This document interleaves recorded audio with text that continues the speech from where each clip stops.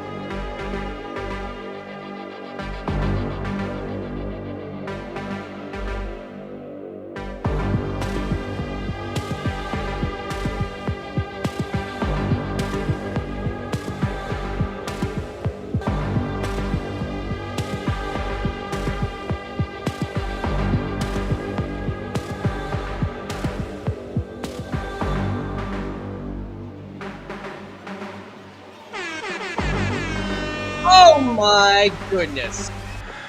All my bros and hosts, welcome to the official coverage and the official stream of UFC 315. I'm David Potter, the Big Dick Bandit of all of combat sports, working remotely, not in Canada right now, neither is my production, and I am excited for these fights. You know what, it's a very underrated card, and me and Scott were actually talking about this before. You and I were alluding to the fact that this is really going to be a super card, especially with the co-main event and the main event. Not necessarily the most mainstream of names, but nevertheless, to diehard, hardcore fans, you best believe everybody knows Valentina. Everybody knows Belal. Everybody knows who's fighting right now, St. Davis. And everybody knows the fighters on this card, especially Jose Aldo. You know, every fight junkie like myself knows about freaking Jose Aldo, and there's so many sleeper fights. Bottom line, Alexa Grasso, who is trying to get back up to the title contention, is also going to be fighting on this card as well and sharing it with her former rival Valentina. So yeah, I am excited for this card. I'm hyped to the tits. Scott, are you hyped? Good sir. Oh yeah. That's a notification from Scott. Scott, big shout out to him, and shout out to MMA Weekly for making this happen. So, by the way, order the pay-per-view. If you haven't already, order it on ESPN Plus as we get ready for the first fight of the evening, which is going to be Benoit St. Denis taking on Kyle Prepolec. I hope I didn't fuck up that name. Prepolec, I think. I hope I got that name right, Scott. You can correct me if I'm wrong, or you can tell me to go F myself in the chat. Oh, what's up, Ahmed Azaz? How you doing, my friend? Sound like my brother. So St. Davis, 13-3 right now, going one-on-one with Kyle Prepolec, who is 18-8. Looking at my production notes, brought to you by our good friends at ESPN Plus. If you haven't ordered the pay-per-view already, so Benoit St. Davis. Yeah, I'm very familiar with his body of work, considering that he fought Steamroller Fiola, my good friend, and won by a devastating head kick. Wow, that literally drained all the oxygen from that Newark arena, because he had all of his friends there, all of his family there, and I'm a good friend of his as well. Just made one mistake, and bingo, bango, Benoit was able to take advantage. So right now he's on a tear. He's a terrifying individual, but he has a tough test ahead of him. Fighting out of Canada is going to be Kyle Prepolec, who is no stranger to fighting buzzsaws and the toughest of competition. He's 18-8 right now. He is right now climbing up the ranks. Not sure where the odds are, but I believe that the odds are ever in Benoit's favor, considering that Benoit is just devastating knockout power. Also, he's dangerous standing up on the feet. You take him down, and he's bouncing right back up. So, you know, you're recovering after that big takedown, and all that wind and all that gas has been exerted. And then Benoit's still fighting to his feet, and he's still fighting from the bottom. And super, super dangerous opponent and always going to be a tough customer. So they have the odds right now. I just got the notes. A plus 800 underdog for Kyle. I wouldn't go that far. I don't know why the fuck anybody would make him a plus 800 underdog, considering that he is a battle-tested and battle-proven warrior. I mean, he's freaking 18-8, for God's sakes. But nevertheless, the opening contest about to begin, boys and girls. My name is David Potter, the big dick band of all combat sports. Follow me on Instagram, David Potter IG. And also Fight World Live on Amazon Prime, which is #1 for the 7th month in a row. I'm sure I screwed up my math since October, but #1 show on Amazon's Top 100 for the 7th month of the row. Shout out to all of our supporters. As we get ready for the opening contest, those Canadians know how to drink. They know how to party. Definitely not allergic to parties. As we begin round #1. Say Denis taking on Kyle Prepolec. I hope I pronounced that right. He is the hometown boy, as they are in Canada right now. I was not going to make that trip because, 51st state. And here we go. Nice outside low kick from Denis. Another outside low kick from St. Davis. Oh, and shoots right for a takedown. He is high on a double leg takedown. Beautiful takedown from Benoit St. Davis. And right now he's on side control. Oh, going for a Kimura right now. Kyle has a Kimura locked in. Holy Santa Claus shit. The Kimura is tighter than my ex-girlfriend. Or current girlfriend. Whether you choose. Just kidding. She'll fucking murder me if she's watching. Nice body lock. And Kyle right now is trying to fight to his feet. Still fighting for that Kimura.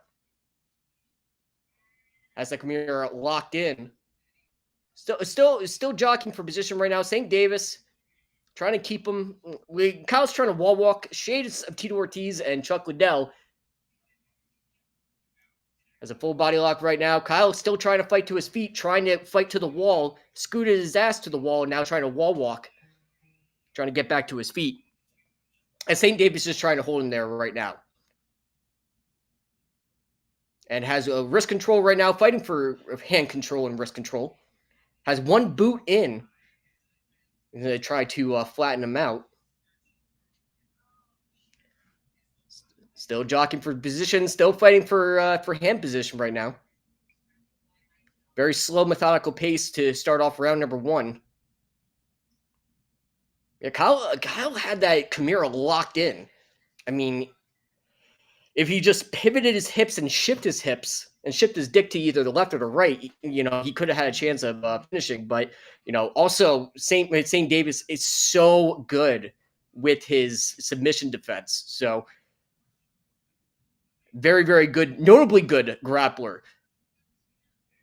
And double wrist lock right now. And Kyle is still trying to hold him there.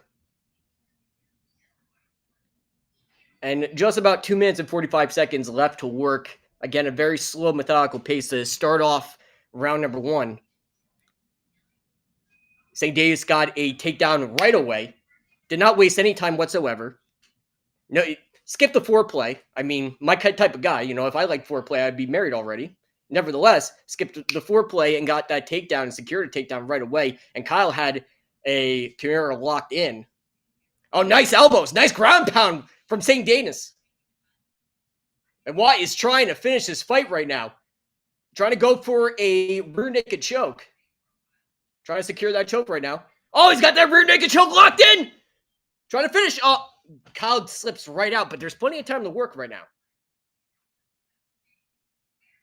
More ground pound for Benoit. Kyle's in trouble. He's doing a very good job of, oh no, Kyle, Benoit has that rear naked choke locked in. Kyle's to his feet though. And Kyle is right back to his feet, twists around. Benoit takes him right back down to the deck. Benoit is on you like a fucking spider monkey. He is so dangerous. 2 boots in right now, trying to flatten him out. Up.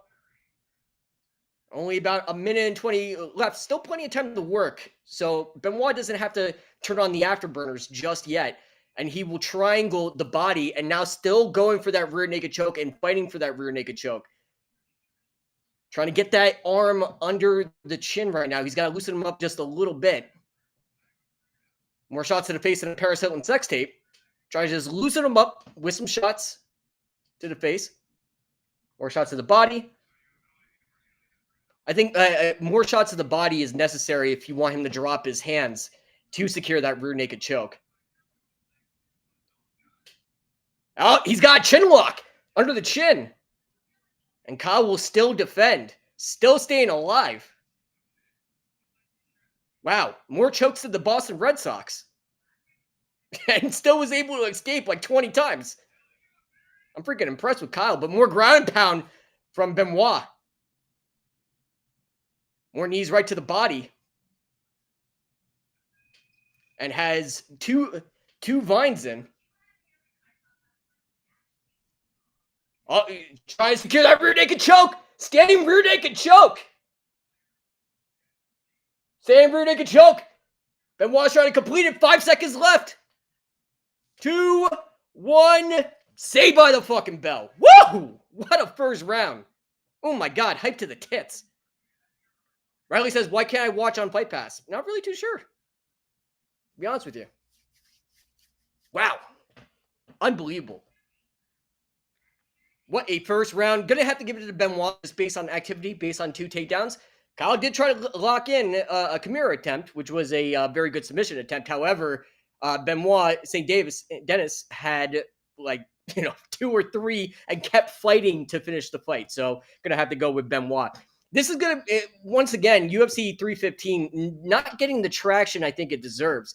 It's going to be noticeably, and I had my expectations managed, that's going to be relatively low viewership for this particular fight card. Yeah, so my expectations were managed, and this is actually the first, Scott, this is actually the first time that we're airing that my lawyer actually texted me asking for a link. So we're getting around. Very proud of that. Very nice. Yeah. Yeah, you try to sue a psycho, and then all of a sudden, like you're conjoined, and for some reason we're like family now, and like now he wants to link, and God bless him because I'd get sued at one point in time for this live stream. So, round number 2, drop. Oh, a nice left hook from Benoit. Another left hook. Oh, and Denis fires right back with a left of his own. Both guys fighting out of the southpaw position. A nice left hook. A nice right hook. 2 jabs. Oh, and Benoit fires right back. Nice outside low kick. Benoit opening up. Lefts and rights. Lefts and rights. Throwing bombs right now. Nice knee right to the head from Benoit. Oh, and poked him in the eye. Kyle. So when you pull out your measuring stick, have your hand up, and this is MMA fucking 101. Have your hand up, or have your fist fucking closed. It's the same thing. Do not have your hands like this. Seriously. Kyle was like, just poked him in the eyes like that. Unfreaking believable. And round number 2. Oh, a nice 2-2-1, or 1-1-2 rather, from Benoit. Nice outside low kick. Have to text my lawyer back because these fights are pretty good. Best law firm in the game, baby. Nice left. Nice left straight. Oh, a nice left. 2 lefts. Nice kick right to the body. And they twist around and they circle. Pushes them right against the fence. Circle up again. Posturing for, jockeying for position right now. Oh, a night. More bombs being landed by Benoit. Nice uppercuts landed from Benoit. Nice left. Lefts and rights. Lefts and rights. More elbows. Muay Thai plum right now. More elbows right to the head from Benoit. More shots to the face than a Paris Hilton sex tape. Recycled jokes already. Nice left straight. Goes for a left uppercut. Lefts and rights. 1-2. 1-2. Lands from Benoit. Benoit has it backed up against the cage. Nice knees. Nice elbows. He's just mixing up his strikes right now. Benoit is just beating the crap out of Kyle. And ESPN Plus is shit the bed. Not surprised, motherfucker. Has him backed up against the cage right now. Knees right to the body. More elbows landing from Benoit. Benoit tight on a body lock. Brings him right down to the deck. Now he's half guard. Oh, he's going for a Darce choke. Benoit takes him right down, going for a Darce choke. It's tight. It's tight, and it's all over. Benoit wins by Darce choke. Takes him right down, secures that right away. Knowing that Kyle has very, very good submission. So sneaky. Takes him right down with a full body lock and goes right upstairs. Unbelievable. What a performance. Benoit saying Denis, even though he crushed our souls when he beat our boy Steamroller Fiorot, that's just the nature of the beast, and this is just a shark-infested water type weight class. So I'm not surprised where a split-second mistake will result in bad things happening. And Benoit proves it again tonight with a full body lock, takes him down, secures that rear naked choke, that Darce choke. Bingo, bango, the fight is over. Good night, Sally. What a win for Benoit. Unbelievable win.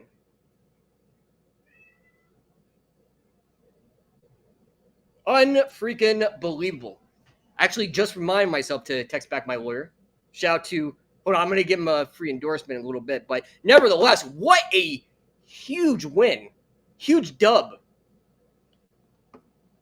for Benoit St. Denis. Unbelievable. Benoit is on a tear right now. On a tear. Another big W, another big win for St. Denis. I don't think he's necessarily ready yet for title matches. I don't think title fights right now is in his future. Give him one or two more fights, and then it's really going to be able to tell the story. But nevertheless, what a victory. What a win for Benoit St. Denis.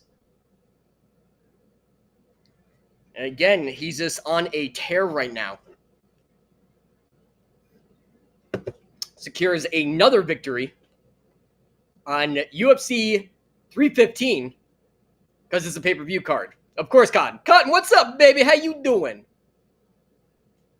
What's up, you big dick Bennett? Cotton Weaver, he's the real MVP.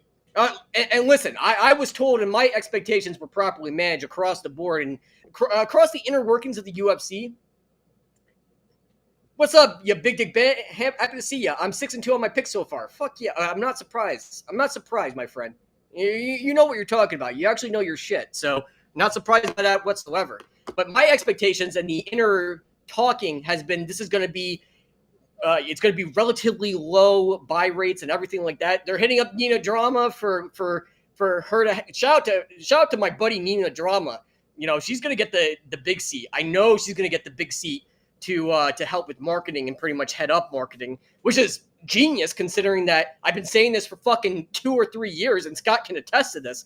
Like, put Nina at the helm. You know, if you want to reach the casual viewer, hot girl, model, celebrity, even though she gets a bad rap because she's swimming amongst a sea of virgins and Buzz Killingtons, she is still knowledgeable about the game. I've smell tested her and like I talked to her. She knows a lot about combat sports, and even though she plays a ditzy and she plays that rose-colored lens type role, like, oh my goodness, what's this? She knows a lot about the sport. She's so knowledgeable.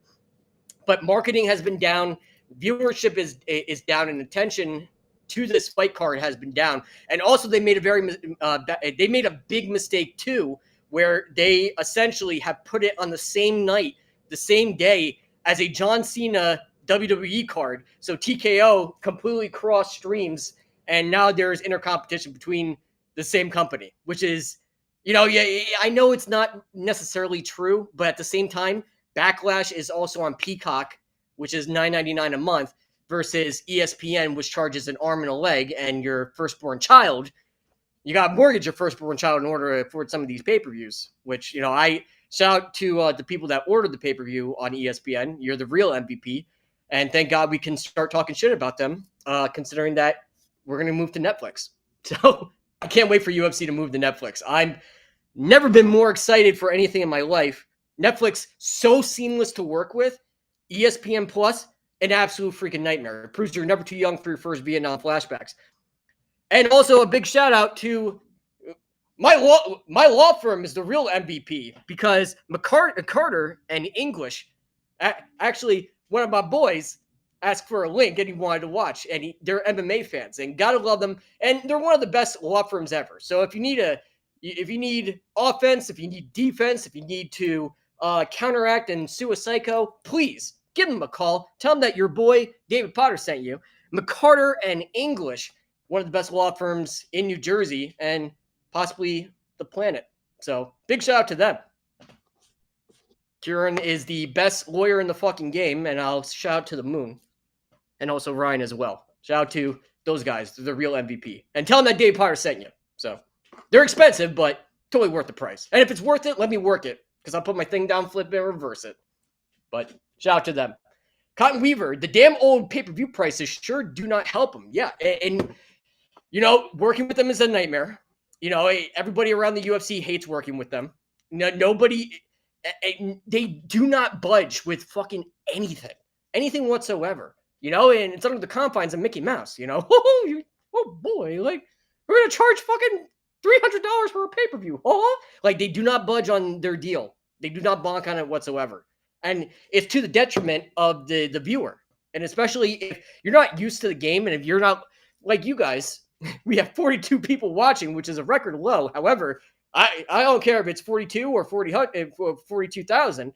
You know, I love everybody nevertheless. But, you know, like it hurts the casual viewer who's not privy to the ESPN model of always crashing, very expensive, and it just turns them off. It just throws them right off. You know, it becomes impossible for the casual viewer to get the sport, considering that ESPN makes it impossible. So I think it's Scott. I don't know if what you're hearing, but what I'm hearing is by 2026 they're going to be fully on Netflix. Is that accurate? That's what I was told. Scott already fell asleep. So when I said sleeper card, even in our production, I'm just kidding. We'll get to Scott in a little bit. Cotton Weaver says, yeah, Nina is great. I agree with this idea. Yeah, like, and she's a friend of the show. She's a friend of mine. She's awesome. We were hanging out and we were catching up.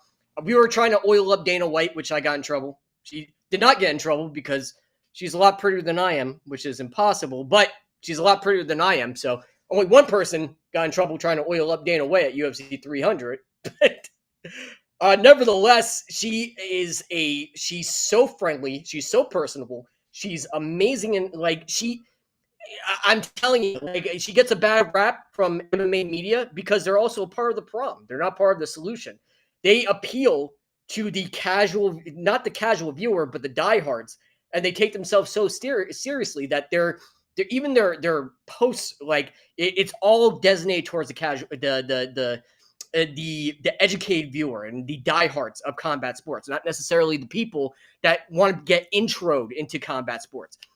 Nina does a good job of doing that. And even though it seems silly and stupid, and like the diehards, which I'm sure are watching this, and the big dick beds like Chris McMenaman, shout out to you, my friend. Hey, bro, I love your commentary. I always watch your streams. Thank you, my brother. I always appreciate you. And don't forget to turn your swag off before bed. You're going to wake up drenched in bitches. Nevertheless, Nina, even though it seems all silly, her content, it's a Trojan horse.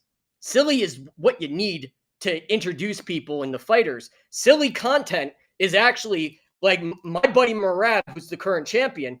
A lot of people Murad landed on a lot of people's radars. If you look at the numbers and his traction before Nina and after Nina, my boy's getting paid. He's got me in the shade right now as far as a marketing standpoint is concerned. That's how you get money. That's how you get money for the sport. And that's how you get money for the fighters, is you build characters and you let their personality shine through with the volume turned way, way, way up. Nobody wants to do the Conor McGregor anymore. People want to be their own personalities and, you know, have the volume turned way up, which is the best thing to do, considering, you know, Nina brings it out of them. And that's great that she does that, because If you're an introvert watching at home, you're gonna root for that introvert fighter. If you're quiet and subdued and you're really respectful and humble, and like you're maybe you're a foreigner, like you're gonna relate to those foreigners that are on Nina's show, and cracking a joke or being able to say their favorite food or say like their best time they want to fuck their wife. Like you're gonna find those characters relatable, or with a roster that's so huge. That's what she said. But with a roster so huge, you'll find somebody relatable and a reasoning to watch and root for that fighter on the pay-per-view. So, that's just my rant. But nevertheless, my girl Nina definitely deserves a big seat and marketing, and we definitely need it too. We only have 50 viewers, but I love all 50 of you. If we broke the record for 16 million, which will never be broken ever again. So, I'm cool with that record. So anything that happens after this is a bonus. But nevertheless, whether it's 50 viewers or 50,000, I love all my bros and hoes in different area codes. And thank you very much for joining us for this sleeper card. Expectations were not managed whatsoever. Expectations were managed. I'd like to say that, this was going to be a sleeper card, not getting a lot of traction. And, that's fine by me because we got Alexa Grasso that's coming up right now. And I'm kind of just thinking about it. But we have Alexa getting ready to fight off against Natalia Silva. Natalia Silva, 18-5. She is a dangerous character. She's once again trying to climb up the division that is currently ruled with an iron fist by Valentina Shevchenko. Actually, Valentina is cornered by one of my boys and one of my coaches, Rich Van Houten. Rich Van Houten, an excellent coach, one of my good buddies, known him since 2016. One of the best MMA coaches in the game, will be in the corner of Valentina. Actually finger blasted a girl before shaking his hand before one of my commentary gigs on ECF. Shout out to Rich. Did not know that. Nobody knew that until now. Except me and obviously the lucky winner, if you know what I'm saying. But nevertheless, Rich is going to be in the corner of Valentina Shevchenko. Valentina, she'll be fighting against Milan Fiorot later in the evening, in the co-main event of the evening. Milan Fiorot is 12-1, and if I screw up that name, I apologize about that in advance. Tell me to go F my mother in the chat. But nevertheless, that is a great fight that's happening in the same weight class. So this is definitely a title eliminator fight. If you look at it from every angle, Alexa Grasso trying to get back up the ranks to get back to her rival. And hopefully Valentina wins, and that's of that rematch, because who wouldn't want to see those two ladies fight again? But Natalia Silva wants to be essentially the spoiler. She wants to be the party spoiler. She wants to essentially rain on Alexa Grasso's parade. She is ranked number 1 right now. Natalia Silva is ranked number 4. So, actually number 5 in the flyweight weight class. I'm sorry about that. But yeah, Natalia is she's trying to make a name for herself right now. Miss Silva trying to get that upset against Alexa Grasso. People see it as improbable, but we've seen crazier shit happen. I mean, this is still the same sport that Matt Serra knocked out George St. Pierre. And Natalia Silva also, and she's a good friend of mine also. We hung out. So at the after party, the last after party, we actually hung out. She's a great girl. She's awesome. Very, very friendly. She fights out of Brazil. Super, super nice girl. Super awesome. Super talented. And she's just climbing up right now. But I met her and a couple other people. And one of her teammates who currently fights for the PFL. Nevertheless, she is the current favorite over Alexa Grasso. And I don't know what they're paying attention to or what they're looking at, but I don't know how you have Alexa Grasso as a plus 205 underdog. And despite the fact, listen, I love Natalia. She's a friend of mine. She's a great gal, and know her boyfriend as well, who currently fights for the LFA. Shout out to them, my homies from Brazil. But I don't know why they have Alexa Grasso as a plus 205 underdog. That's crazy to me. That's absolutely insane. Scott, do you have any opinions?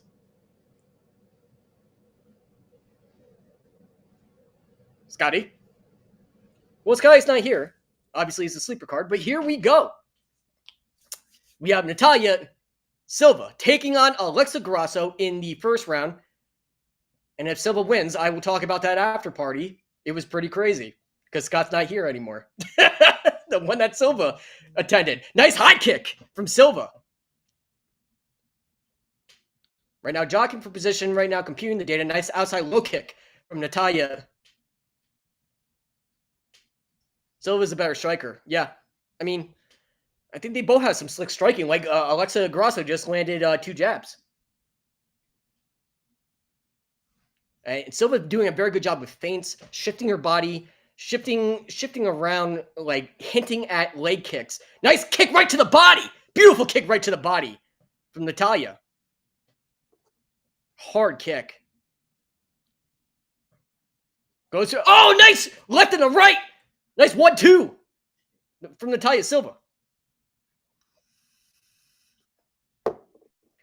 Oh, nice jab lands from Alexa Grasso. Alexa has to do that. She has to get that respect from Silva. Goes for a big high kick, and Alexa gets right out of dodge.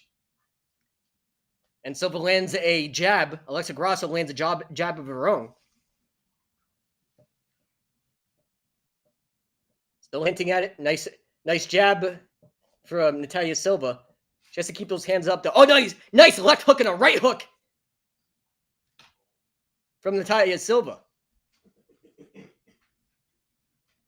Hinting at low kicks right now. Giving so many feints, so many different jabs. I mean, so many different combinations and giving so many different looks.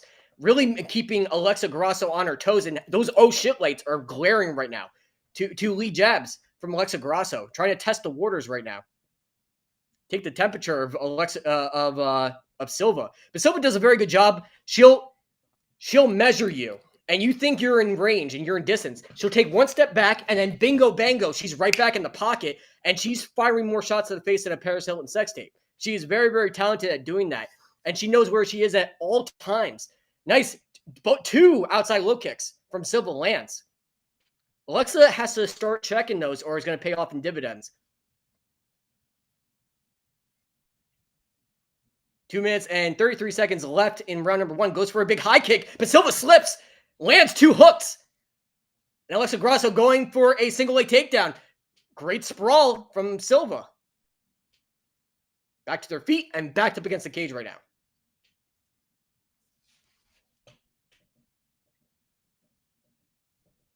As they're backed up against the fence. Oh, a nice right lands from Alexa Grasso. About 2 minutes left. Meeting in the center of the ring right now. Nice inside low kick from Silva. Oh, a nice left hook lands from Silva. Yeah, K-Pick, you have a very, very good point about that. And I'll talk about Silva being a better striker because I'm noticing a lot.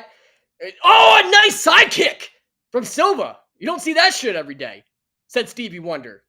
Wow, what a sidekick. About 1 minute and 23 seconds left. And Alexa Grasso, she's got to mix up her strikes right now because Silva has that timing down. Oh, a nice front kick, teep kick from Silva. Again, giving different looks. She's so quick, so fast on her feet, so versatile also. And once again, you think you're in range. You try to go for those. Oh, goes for a big high kick and lands from Silva. Wow, what a fight. Oh, two left hooks land from Silva. Silva is backing right out. And when you think you're in range, Silva's backing right out and she's hitting with those hooks. Holy moly. More hooks than a fishing channel. No, I can't use that. I can't make it work. Sorry. Oh, spinning kick from Silva. We doing spinning shit now. Oh my God, this went from 6 to midnight. Unbelievable. See, I don't know why people weren't hyped to the tits about this card. Oh, nice left hook from Alexa Grasso. Goes for a big switch kick from Silva. Inside low kick and goes for another sweet chin music from HBK/Silva. And that will end round number 1. Oh my God, all Silva. K-Pick, are you, what the hell? Are you a mind, do you predict the future? Do you have the script? Is that the reason how you knew that? Holy crap. So my girl Silva, who I allude that we had that our entire group had a great time at a UFC after party, which I'll talk about if Silva wins, because it's a, I can't talk about it. It's too inappropriate. But nevertheless, Silva did a very, very good job of, because Alexa Grasso, but first, Silva, she started off very, very early. So essentially, she was giving different feints, different looks. She was pivoting. She was working angles. And every time Alexa Grasso tried getting into the pocket using her typical 2 jabs, Silva had something waiting for her. She'll either back out and then back right in and land a combination, or, she was essentially backing out of range and firing and hitting Alexa Grasso while backing up and angling. Unbelievable. Grasso is respecting Silva's power. Yeah, K-Pick, you ain't kidding, my friend. And here we go, round number 2. I see those oh shit lights glaring, and that's how you keep an Alexa Grasso out of bay, especially because she is a better striker. Silva is a better striker. Oh, 2 hooks land from Silva. 2 jabs land from Miss Grasso. That's how you keep an Alexa Grasso out of bay, out of the pocket, is throwing a lot of feints. A nice left hook and follows up with a right straight from Silva.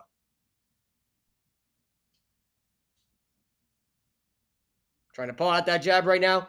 Nice inside low kick and checks that, and Silva returns fire.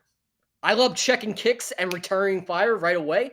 You make people pay for it, like every time Alexa Grasso is shifting her dick to the left or the right, figuratively speaking, of course, or she's trying to engage and trying to get something going, Silva is making her pay for everything.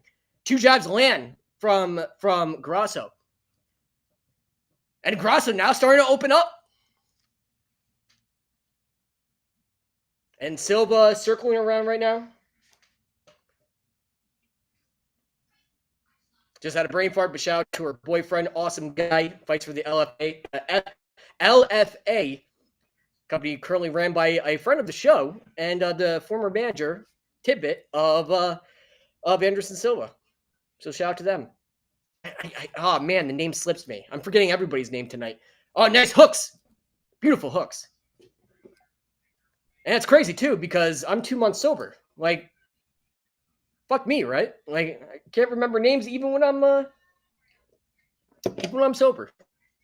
God's cruel joke. Nice check, nice kick right to the thigh from Alexa Grasso.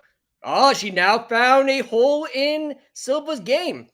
That kick right to the thigh was unchecked, backed her up, got her off balance, and Alexa Grasso was able to open up a little bit with her off balance. Cotton Weaver, let's go!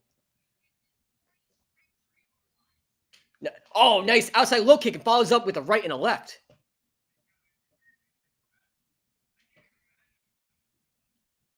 Oh, Silva still circling, still working angles right now. Grasso is refusing to go inside the pocket. Oh, and Grasso goes right in with a lead jab, and Silva makes her pay again. Silva right now testing the waters right now, trying to bait her to come forward. K-Pick. Grasso closing the distance in the second round. She's going to go for a takedown. Yep, that's what she's setting up. Absolutely. And Silva's still circling. Yeah, and to your point, K-Pick, I do see that Silva is a better striker, but I just don't know. Oh, a nice big head kick and follows up with a left hook from Silva. Nice jab lands. Hard jab, stiff jab lands from Alexa Grasso. Now Alexa Grasso has Silva's respect. Now Silva's like, okay, now we're in a fight. With about 1 minute and 42 seconds left, goes for an outside low kick. Right, dodge. Still working angle, still circling. Grasso stalking her prey right now. Another jab lands. Stick and move. That's what Silva is doing right now. Throwing out those jabs, circling around. Working angles. More angles than a Elon Musk car. Does that work? Nah, it doesn't work. I'm going to try out new material considering this is a throwaway show. Actually happy when we have lower viewership because I can actually see all the comments and it's not going rapid fire. You have a receding hairline. Oh, you suck. Go fuck your mother. Blah, blah, blah. Like, I actually read every single comment. So I can actually appreciate this. Oh, a nice right hook and a left hook. Yeah, I don't know why the internal talks. Oh, follows up. Nice high kick from Silva and follows up with a left and a right. I love these low viewership shows because we can do a million show and we can do 16 million. But when you have these sleeper cards and these cards that the casual viewer are not necessarily excited about, I these are the cards that you talk about the next day and you're like, oh man, I wish I got ripped off from ESPN Plus and I spent my money on this pay-per-view. Oh, I missed it. Like that. It's always non-buyers remorse when it comes to these sleeper cards where everyone's sleeping on the fighters involved. Nice jab again lands from Alexa Grasso. Oh, striking has Silva backed up against the fence and exchanging big bombs. Goes for a spinning back fist. Grasso still firing back. What a second round. I have a boner. This is a great fight. And Grasso, a little bit of color on her forehead, but that was definitely Grasso's round. Now we tied. Now the plot, just like my girl, it gets thickened. No, it thickens. Sorry about that. Oh, man. Listen, this is the show where we can try out new material. Like Cotton Weaver said, right, the lower viewership ones are great sometimes. Listen, and like I said, I don't care if it's 6 million or it's 63 people or 630 people. I love every single show that I'm able to talk to you big dick bandits. And, expectations were properly managed, but it's always these sleeper cards where I'm like, shit, these are the fights that people are really going to miss out on not watching is because, Alexa Grasso doesn't know how to put on a fucking boring fight if she was on NyQuil for 24 hours straight. Like, she doesn't know how to put on a boring fight. Silva is the fucking future. We had Benoit who beat my boy, Steamroller Fiola, who just won by a slick Darce choke. And here we go to round number 3. Sorry. Oh, nice teep kick from Natalia Silva.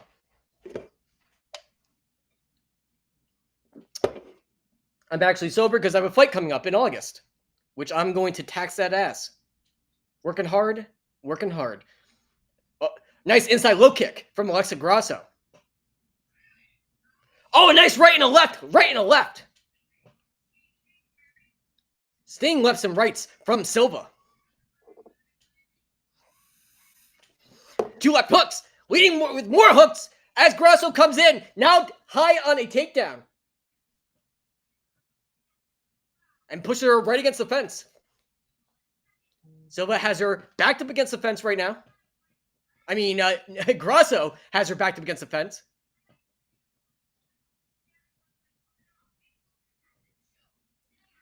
Full body lock right now. Nice knee right to the body from Alexa Grasso. Nice knee right to the body. Another knee right to the body. Nice hooks. Beautiful hooks. Inside the Muay Thai plum from Silva. Full body lock right now. Now Silva switches it off and now has Grasso back up against the fence. Nice knee right to the body. Oh, nice right on the exit. And they break away. Silva's starting to run away with this round. I don't know what you guys are watching, but now Silva's starting to open up a little bit more. And now she, when in the hands of the judges, you don't want to leave anything to chance. Big high kick. Beautiful high kick from Silva. Just blocked, barely blocked from Grasso. Oh, a nice left hook, right hook, left hook from Silva. Two left hooks. And Silva's still circling right now, working angles. Oh, nice jab lands. Gets right through from Alexa Grasso. That's what Silva does. He takes a step back and then goes right back in the pocket when Grasso engages. But now Grasso just starting to power right through. She's like, okay, I know I'm going to pay for it every time I go in the pocket. I might as well suffer and get those 2 or 3 or 4 strikes landed. Grasso, that you got to give up some pawns in order to get to checkmate. And I think Grasso now sees that with 2 minutes left and time winding down. Nice inside low kick from Grasso, and Silva will fire right back with hooks. More shots to the face than a Paracellum sex tape. Third time I use that. Goes for a front kick from Silva, just trying to keep her out of bay. Silva has to give a little bit more feints, though. That was working the first round where nice front kick. Nice teep kick from Silva. Nice side kick. Beautiful side kick from Silva. And Grasso's still trying to walk her down, still trying to chase her down. Absolutely Grasso win from Jason. Oh, a nice hook again. Backs up. Ankles are off. Beautiful left hook from Silva. And now Grasso hunting right now. Hunting Silva. Beautiful inside low kick. Oh, a nice jab lands from Grasso. 2 jabs land from Silva. Switching off from southpaw to orthodox. Big high kick lands from Silva. Still circling around, still working angles. Alexa Grasso still stalking her down. Still stalking her prey. Still trying to hunt her down. 2 jabs land from Grasso. Stiff jabs. Big spinning kick from Silva. K-pick. As much as I love both of these ladies, I think personally, I'm gonna have to go. Shit. Oh, nice side kick. No, nice front kick, rather. Teep kick from Silva. A lot of blood on the face of Grasso. 2 jabs land. Nice inside low kick follows up with a front kick from Grasso. 15 seconds left. Oh, goes for a spinning kick. Silva's just throwing that fucking spinning kick. Big smile on her face right now. Nice hooks. 4 hooks land. Right hooks, left hooks. Switching it up. What a fight. What a fight. I don't know who... oh, man. I might have to go with Silva. I think Silva 2 rounds to 1. And I'm not saying that because I'm biased and, I know her boyfriend and shout out to him. Brain fart right now. Don't know why I'm forgetting names. Even the owner of the LFA. Scott, what's the name? Former manager of Anderson Silva. I've talked to the guy thousands of times. He was on my show. Ed Soares. Ed Soares. There we go. Fuck yeah. There we go. Now we're making progress, baby. But nevertheless, even though I'm biased because, Silva and I, we all party together, I think Silva did such a good job of landing strikes. She made Alexa Grasso, essentially what Alexa Grasso was doing was every time Alexa Grasso tried going into the pocket, Natalia Silva made her pay for it every single time. She had something waiting for Alexa Grasso as she went in the pocket with Silva. Silva was just firing at will every single time Alexa Grasso went to the pocket.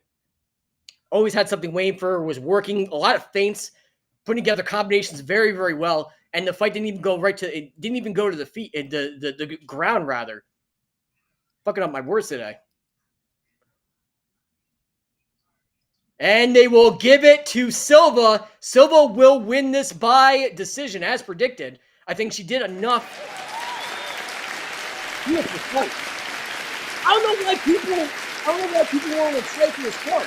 You got 2 bangers so far. You got 2 more fights to go. And Scott, remind me to congratulate her when I get on Instagram. And follow me on Instagram, David Potter, IG, if you're not allergic to parties. Great win. Excellent win from Natalia Silva. She was the favorite going into this fight. I did not see why, but K-Pick was like, I think Silva's going to be a better striker. I'm like, are you sure about that, bro? Are you sure about that? And needless to say, dude, my boy K-Pick, absolutely fucking right. A Rush Princess, hello, how you doing? How you doing, Princess? Grasso winning the 3rd round so far from K-Pick. No, you know what? I had Silva winning the 3rd round. I saw her more activity. more strikes landed. Yeah. So definitely had Silva winning this fight. I think it was a justifiable decision. Even, you know what, but subjectively, because that's all judging is, right? It's all three people who it's all up to the eye of the beholder, and it's all subjective, especially when it comes to judging fights. If they gave it to Grasso, hypothetically speaking, I would have had zero complaints whatsoever. I would have saw reasoning of why they would give it to Grasso. So I know I said I was going to talk about that after party, but too crazy. Definitely do not want to do that, and I'd absolutely get fired. So that will not happen, unfortunately. I've had second thoughts, and I'm trying to turn over a new leaf of not being completely inappropriate. I'm still inappropriate, but actually 1 month sober. Sorry about that, because I actually, on my birthday, April 12th, but I'm drinking soda on this is my cheat drink, my cheat meal. Especially training for a fight where live on Amazon, I'm going to tax somebody's ass. His soul might belong to Jesus, but his ass will belong to me. Order ECF August 9th and watch me catch a body. I'm guaranteeing no cushioning, just a body bag, toe tag, and a good old-fashioned ass whooping. Sean Brady in the crowd right now. Currently in beautiful Canada. Damn, what an ending from K-Pick. Yeah, you are right, my friend. We got 100 Big Dick Bandits joining alongside with us. Again, I was told, this is going to be a sleeper show. This is going to be, viewership is going to be very, very low. I would manage your expectations, but I got to talk to you all you guys. Is that rapid fire in the chat? I got to take a nap before this, and relax. And yeah, I love these type of cards, man. And these are the type of cards where people regret missing out on. And right now they're hyping up my boy Merab. Shout out to my boy Merab. He'll be fighting against Sugar Sean O'Malley in a rematch in Newark, my home away from home. Can't wait for that card. Can't wait for it to be there. Also, very excited too, because UFC in June, WWE in August, they're just literally pounding, without lube. They're pounding New Jersey right now with events, which I'm not complaining because I get to be in New Jersey more. Fuck yeah. Don't threaten me with a good time. But it'll be Merab Delishvili. Can't believe I pronounced that correctly, but I can't pronounce my own last name correctly. I think just because I know Merab, and shout out to Merab. We have trolled a many opponent together. Putting us together is the worst decision ever because trouble always happens and follows us. But shout out to Merab. He'll be fighting against Sugar Sean O'Malley in the rematch next month. Live UFC in Newark. Can't wait. I'm excited. Scott, you haven't talked all day. What's going on with you, man? You're really shrinking my boner. Scotty. Man, Scott, he's MIA. Doing production things, shout out to him. Shout out to MMA Weekly for making this possible. This is brought to you by MMA Weekly. So smash that like button if you're watching on MMA Weekly. As we go to the third fight, the featured bout of the evening, which should be a banger. Every fight has been a banger so far. As we go to Jose Aldo taking on Alaman Zahabi. Zahabi is 12-2 right now. Fairly good record. I think 12, definitely 12-2. Going one-on-one with Jose Aldo, who of course needs no introduction, an absolute legend of the Octagon. And I think they are announcing that Vitor Belfort will be going into the Hall of Fame. Just got notice that. Congratulations to Vitor Belfort. Long time coming. Just like me and my prom date. It was a long time coming. I don't know where I was going with that. Needless to say, Vitor Belfort, congratulations, will be going into the UFC Hall of Fame. Well-deserved. He fought his very first fight in UFC when he was 18 years old.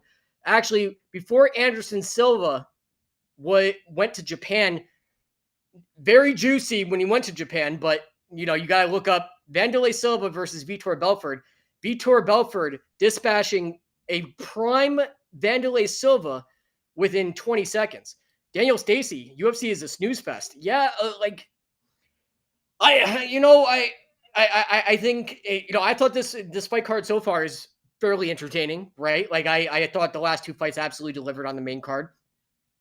But nevertheless, like I think, and we were just talking about it before, but my girl, and shout out to Nina Drama, just made a big post of why I've been talking about this shit for about 2 years of why Nina Drama should be on the marketing team and should be in marketing for the UFC, considering reaching out to the casual viewers. Great rack, nice lady, friendly, and actually knows her shit too. Like, and all the conversations I had, and you can look on my Instagram, I actually made her some dank memes. Her and Sean Strickland. Check out the trailer I made for Grand Theft Auto. I called it Grand Theft Strickland, and I made it for those two people, for Strickland, and shout out to Strickland, Coach Eric, and also shout out to Nina. But yeah, gotta fucking have Nina on the marketing team. Just put her on fucking marketing. I've been saying this for 2 years. It'll attract the casual viewer and more viewers and more eyeballs, because I guarantee the reason why viewership is so low and quote unquote snooze fest, and why people aren't hyped to the tits about this fight and this fight card, is because marketing has been lackluster, to say the least. Not lacklusting, they're doing the same thing, but I'm talking about reaching out to the casual viewer, making them aware of an Alexa Grasso, making them aware of a Zahabi, making them aware of a Benoit, St. Denis, who so slick. That submission, definitely contention for a submission of the night. But Vitor Belfort right now crying in the crowd, as he'll be announced to go into the UFC Hall of Fame. Well deserved. Fights with Dan Henderson was crazy. John Jones he broke John Jones' arm. People forgot about that shit. But yeah, broke fucking John Jones' arm with an armbar. I mean, and you should also look up Vitor Belfort versus Marvin Eastman. Look up that fight and the cut on his forehead. Crazy. And Vitor Belfort right now came in the UFC when he was 18 years old, 18 turning 19, or just at 19, and fought every single major generation thus far. Vitor Belfort, newest inductee into the UFC Hall of Fame. Very much well deserved.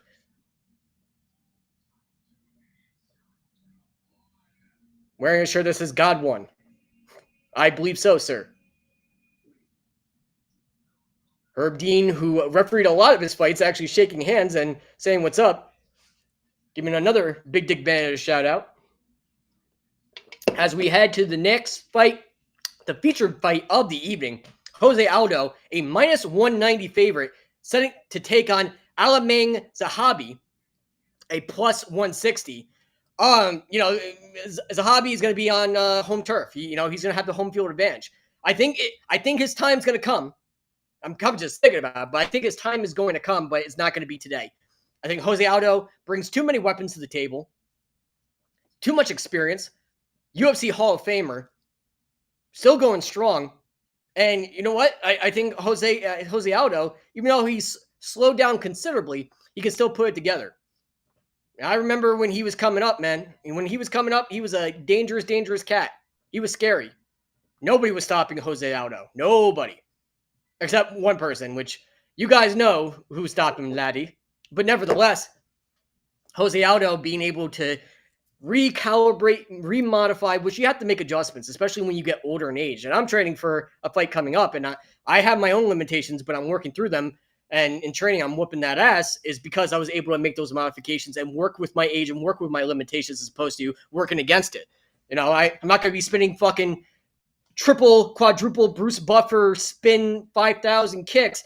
I'm going to have to know my limitations, and I'm going to have to whoop your ass with basic mechanics and add on to mechanics and get creative with it and funky with it. But Jose Aldo, knowing his limitations, especially getting older in age, was able to make those adjustments.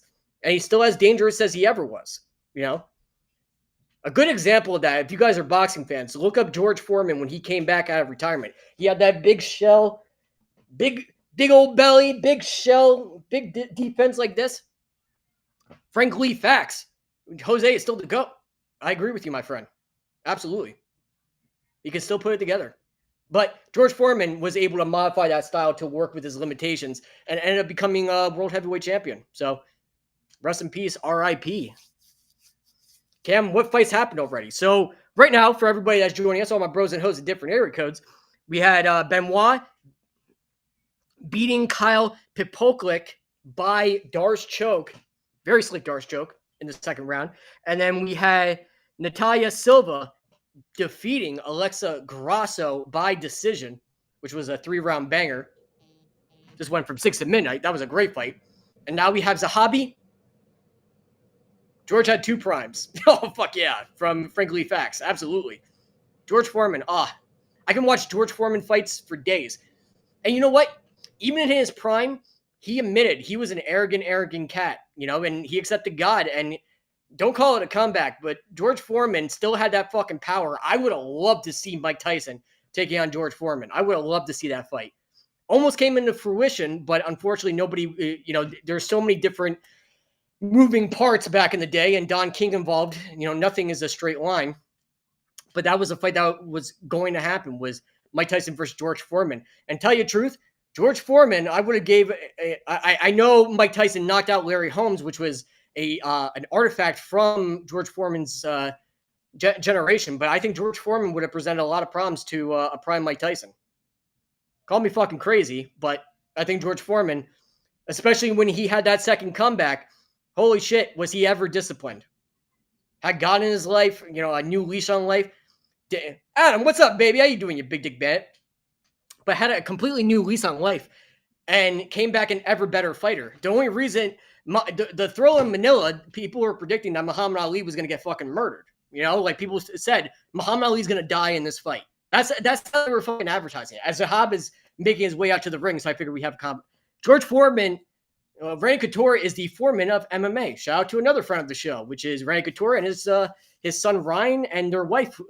Ryan's wife actually just came out. So Ryan Couture's son, his wife actually came out with a children's book. She's an author and a very good book at that. So look up Ryan Couture and look up their website and buy some good literature for your children if you guys are out there. Shout out to Ryan Couture and his beautiful wife. Brain farts right now, I think because I just woke up from a nap. But nevertheless, got a nap before I work. But nevertheless, yeah, definitely agree with you on that. Prime Tyson will knock out Holmes easily.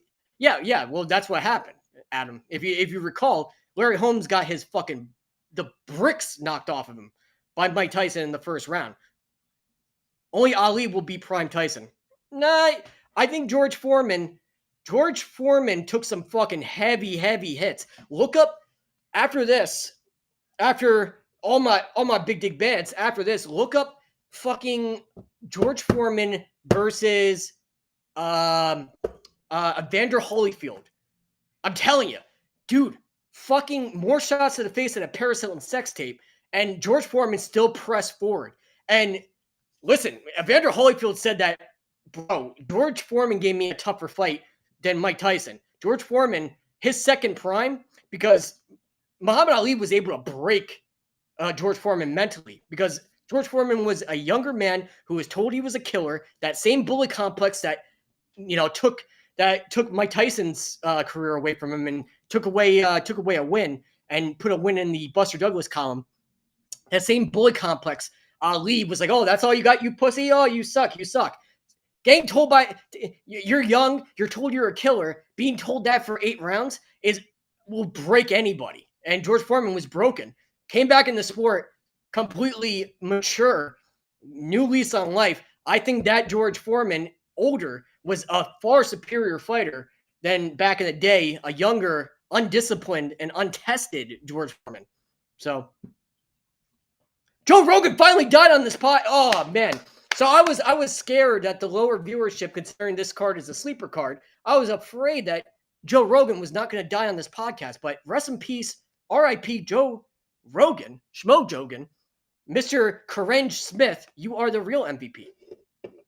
D. Pablo, Jose Aldo. We got a Jose Aldo fan in the house. I love the slower shows. I love the low viewership shows because I get to fucking talk to everybody.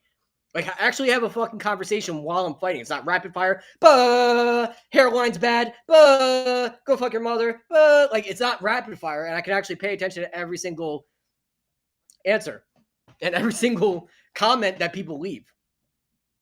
As we get set for round number 1 of Aljamain Zahabi, 12-2, the plus 160 underdog, fighting in his hometown, taking on the 38-year-old Jose Aldo.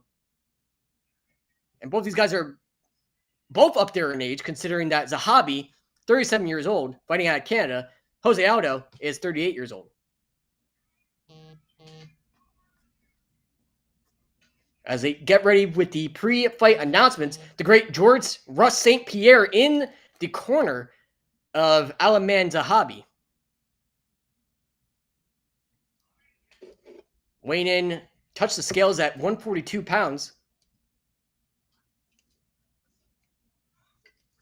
Getting ready for the tough task at hand of fighting Jose Aldo, who once again was able to make those modifications. That's how we were talking about. If you're just joining us, I appreciate all my bros and hoes in different area codes.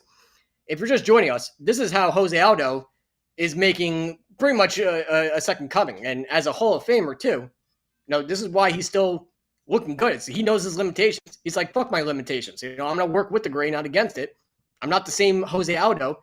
I can take these limitations and make it work for me. Blame Canada from Frank Fax. Holy shit. Yeah, I don't know why people weren't excited for this card.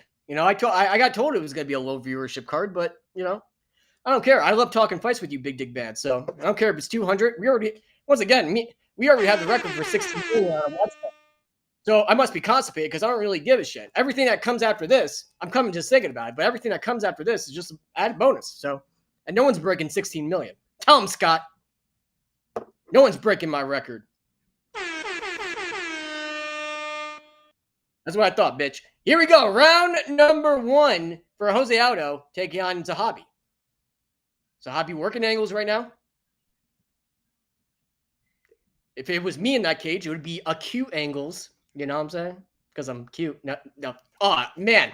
This is the worst episode to try new material. I'm so sorry about that, guys. Ugh. And ESPN just shit the bed. Jose Aldo still chasing down Zahabi. Right now, right outside of the pocket. Frank Lee Fax on fire with the comments. On point with the comments. Rooting for Jose Aldo. Slow start as Jose Aldo takes over the center of the ring.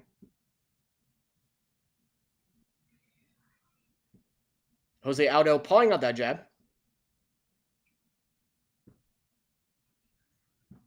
Still circling around. Zahabi is. Throws 2 jabs, trying to test the waters right now. Take the temperature. Nice kick right to the body from Jose Aldo. Jose Aldo, Muay Thai stance, as usual, still has that speed, still dangerous. Nice 1-2 from Jose Aldo. Nice knee right to the body and follows up with a right hook and a left hook from Jose Aldo. Great head movement, great feints from Jose Aldo, making Zahabi think. Nice uppercut, follows left hook, right hook, and Jose Aldo is hunting right now. Zahabi, fires back with a left. Oh, a nice 1-1-2 from Jose Aldo and fires a knee. This is a fucking sleeper card, guys. This is one from 6 at midnight. I'm gonna come. What a great card so far. Jose Aldo is still chasing him down. Oh, a nice left to the right, and Jose fires right back to Zahabi and rocks Zahabi. Roger Gannon. Aldo is 56 years old. Oh, nice left to the right. Aldo is 38, my friend, and Zahabi's 37, motherfucker. 52 years old? Okay, great comment. Made me smile. I wish a woman would make me smile like the way that comment made me smile, but nevertheless, that was a great comment. But he's 38 years old, brother. fuck me in the beard. I'm 38 years old. Now I feel old. And Jose Aldo makes me look ancient. Big high kick. Nice front kick from Jose Aldo.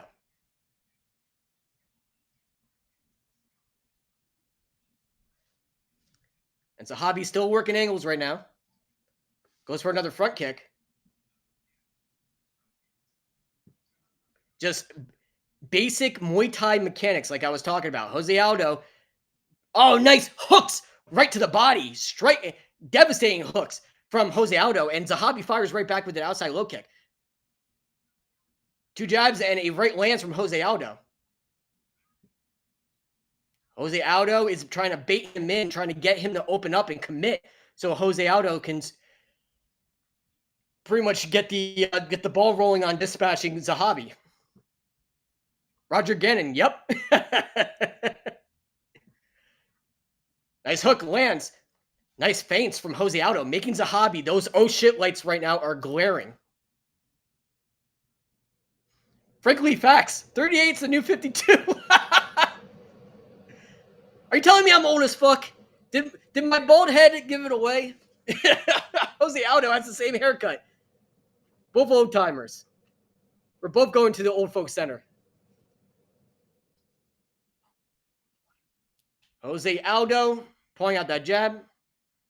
Nice teep kick.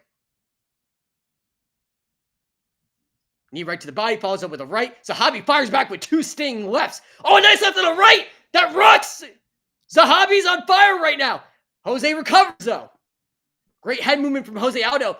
Huge hooks right to the body and follows up with another right hook that lands from Jose Aldo. Nice outside low kick. Both these guys are just swinging bombs right now. Zahabi fires back with a left. Nice left and a right from Zahabi. Jose Aldo backing up and striking and landing while he's backing up. Nice hooks right to the body again from Jose Aldo. Muay Thai plump from Zahabi. Follows up with an elbow and knees right to the body. Jose Aldo fires back with a right hook. Holy shit. At 37 and 38, these guys are moving like they're 20 years old. I don't know why people were sleeping on this card, baby. This card, fucking banger so far. Panty dropper. Dropping more panties in a seasonal workout at Victoria's Secret. Wow. And Jose Aldo, the Brazilian essay will win and father's plan will fail. The Muslim era will fail from Neanderthal.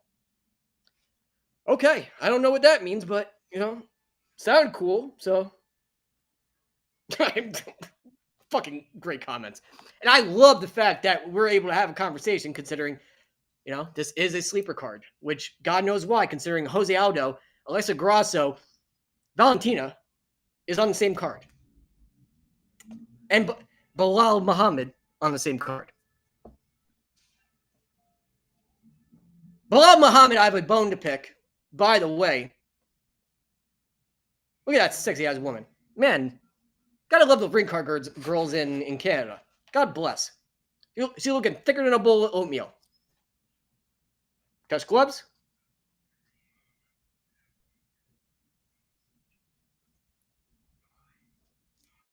Zahabi still circling around. Knee right to the body. Still circling.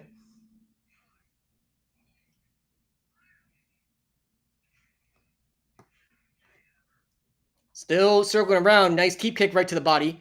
Thank you for this. Anton, no problem, you big dick bandit. Anytime. Inside low kick from Jose Aldo. Zahabi still working angles right now. Does not want to stay dormant in one place. Zahabi just giving different things, different looks, starting to get comfortable right now. Finally finding his footing. Took him a little bit to adjust, but I think after he landed that one strike while backing up, I think he has his confidence. 2 jabs lands, goes for an inside low kick or outside low kick. Jose Aldo lands a right and a left, and they touch gloves. A lot of respect between both of these two veterans of the game. Zahabi still circling around. Kick right to the body from Zahabi. 2 jabs land, stiff jabs from Zahabi.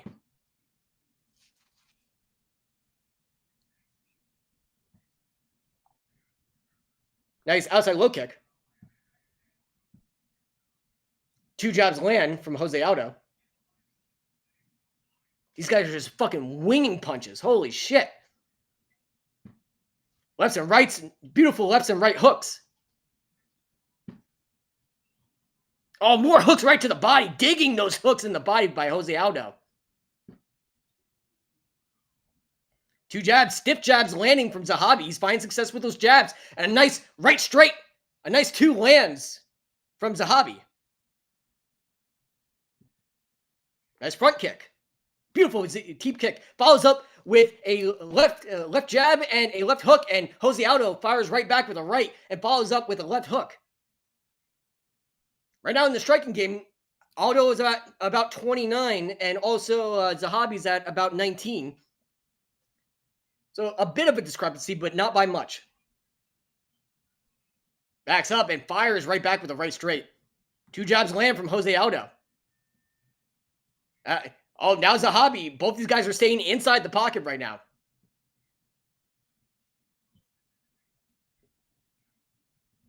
Two jabs, exchanging jabs right now.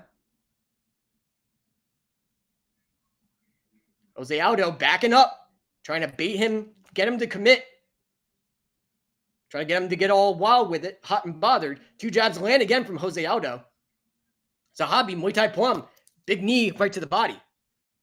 Oh, Jose Aldo said it went to the balls. And my good friend, Dan Murgali, guys, I fucking up. How did I pronounce Marab Delashvili? Pronounce his fucking last name right, but I can't. Murgliati. Oh, there we go. Perfect. Got it. Shout out to him. He was actually the referee when I cornered my buddy Connor McKenna. Shout out to him for a BKFC fight. And he complimented me on my strategy as a coach. Shout out to Dan. Great ref. Aaron Clayford. What's up? What's up, baby? I'll give Jose Aldo the first round. I'll give him the second round. Nice right hook lands. Jose Aldo backed up against the fence right now. Working angles. Zahabi goes right. Goes for a left and a right. Nice kick right to the body from Zahabi. Oh, it was another kick right to the balls. Jose Aldo said 2 kicks to the balls. Counts 2 kicks. Or 2 strikes, rather, to the balls. Oh, that kick. Yeah, it's... That could be a dick kick. Yeah, I can call it a dick kick. Nice. Hope he wins from Aaron Clayford. Me too.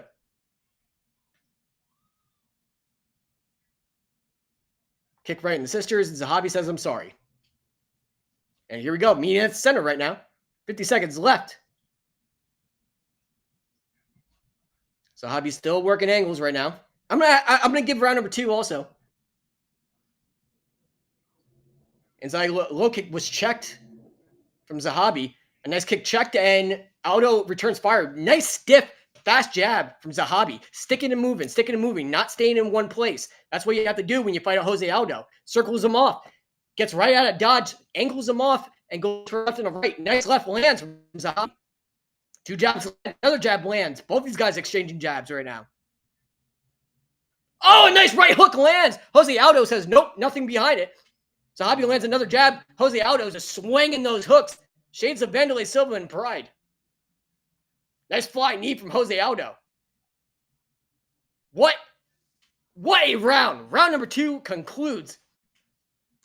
You know what? It's gonna come down to, because again, it's all up to perception, right? Perception's reality. If you're counting on volume, then I'd go for Jose Aldo.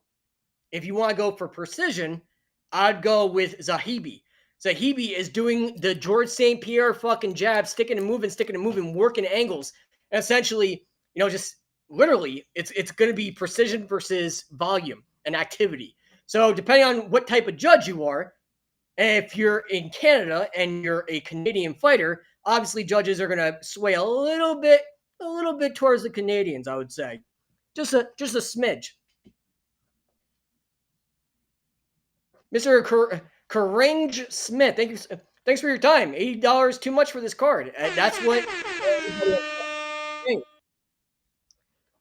But don't worry, because not telling or any spoilers, but UFC is going to Netflix, so we won't have to worry for much longer about ESPN cards as we go to round number 3.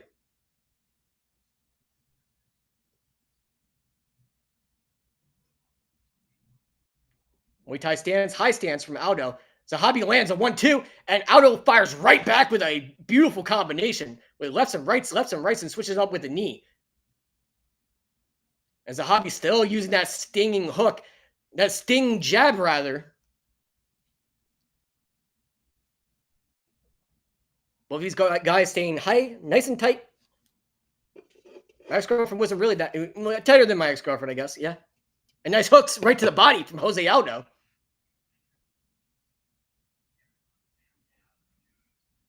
Tighter than every ex-girlfriend I dated, actually, because, I'm awesome. No, good jabs land from Zahabi, and Aldo shakes it off. Nice knee right to the body from Jose Aldo.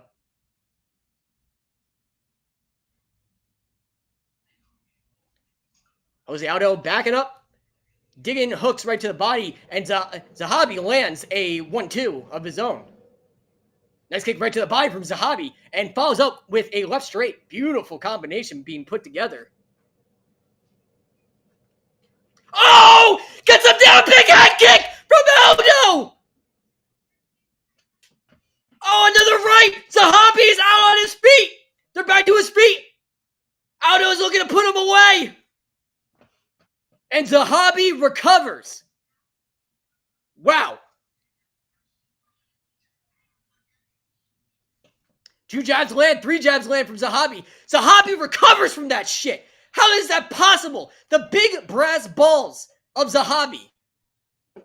Wow. Shout out to my boy from the 51st state. Muay Thai plum and nice knees from Zahabi. And I think Aldo just looked at the clock. Aldo is gassed right now. He blew his wad trying to finish the fight. And now Zahabi starting to turn the corner. Clinches up with Aldo. Nice knee right to the body.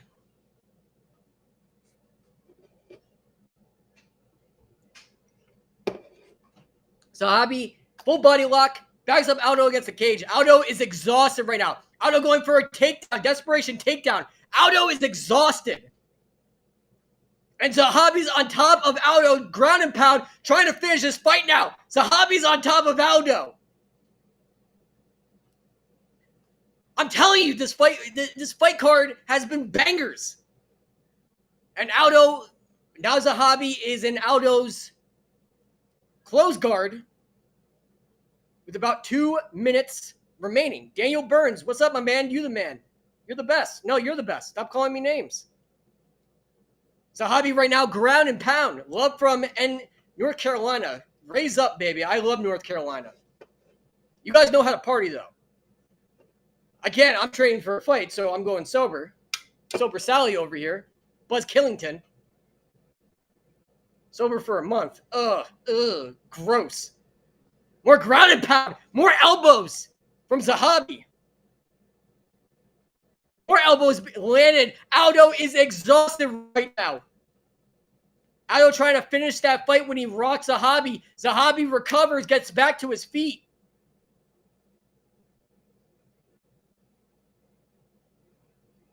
Aldo is exhausted. And Zahabi better finish this fight if he wants to win. He's down 2 rounds to 0. Zahabi needs to finish. But what more do these guys have left in the gas tank? Misconception is 140-pounders can go for days. But needless to say, when you blow your wad, baby. Ask my prom date. When that happens, you're going to have to pray for a second, third, or fourth win because holy shit, Mark Coleman said it best. It's hard to be tired. It's the worst thing to be tired in a cage when someone's beating your ass. Aldo right now bleeding from his forehead. Aldo is in trouble right now. Bleeding profusely. Aldo, a huge cut on his head. Dan M. I'm not gonna fuck up his very Italian name. Shout out to Dan Margiotti. Gotta love him as a fucking ref, especially as a coach. I coached with him as a ref for BKFC, and he was a great fucking referee. Made shit very, very easy. Nevertheless, letting it ride, and it goes to the judges' scorecard for a decision. Holy shit! I'm gonna come. It's just one from 6 at midnight. Holy shit! I'm stiffer than a baseball bat right now. But who won this fight? Definitely fight of the night. Definitely in contention for fight of the night. Wow. This is why I love these type of cards. The cards that are built for the diehards. You know, and Nina Drama is going to change all that shit. Shout out to my girl Nina Drama, who's definitely going to be head of marketing. Spoiler alerts. And reach out to the casual viewer and make people aware of why they should order these fights. But nevertheless, I don't know who won this fight. I know the fans won. But, you know, Zahabi, you could score that a 10-8 round. You know, this is where things get slippery. These are where things get squirrely. Aldo, I think, won the first 2 rounds. But again, Zahabi, it's all subjective when it comes to judging. So Aldo, who almost got a flash KO and almost ended the fight, blew his wad, got tired. Yeah, Zahabi landed more precision strikes. He, based on volume comparison to, and I'm a human copy stat, so I can just tell you, but Zahabi threw punches and landed more, while Aldo was just winging fucking strikes. So it's going to be volume and activity versus precision. What type of judges are in there? And again, I don't trust. Listen, if you're a Canadian fighter, fighting in Canada with Canadian judges is the best thing when it comes to these type of fights where it can go either way. And now, no matter how they score it, and no matter how you slice it, no one's going to be upset about this because it was a fucking banger. These guys went all 3 rounds. Zahabi was almost knocked out completely. And Zahabi just rode the fucking wave and then was able to take advantage of the situation. And then Aldo was fucking tired. Please, Aldo, I have $1,000 on him from Terod Jenkins. So, Tyler Farr, to answer your question, yeah, I'm going to have to... Zahabi definitely landing more significant strikes. Happy the Gaming Dog. Boss, you are so cool and funny. No, you're so cool and funny. Don't call me names. I appreciate you, my brother. Dirty Dan says Zahabi probably won. Zane Hatton. Aldo, please. Nice, thanks, man, from Aaron Clayford. Anytime, my brother.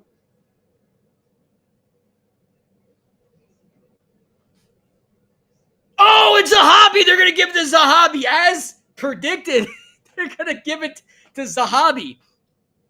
As soon as fucking Tyler Farr left the comment saying, yeah, Zahabi landed more significant strikes, though, because I was about to say, 2 rounds to 1 if I'm going to score it.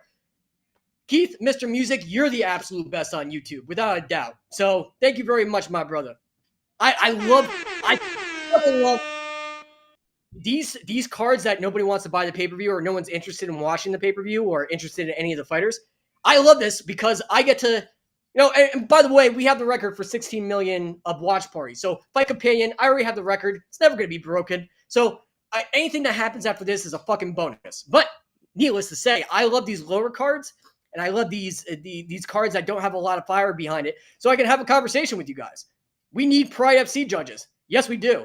Maybe soccer kicks. We can bring back soccer kicks. Oh, it just went from 6 to midnight just talking about it. I hated soccer kicks when Sakuraba would fight against fucking Ricardo Arona or a fucking Vanderlei Silva. That's when I really hated soccer kicks. Needless to say, though, that'd be Pride FC rules. Definitely have to bring it back, baby. Guys, please tell me who won Deli Muhammad.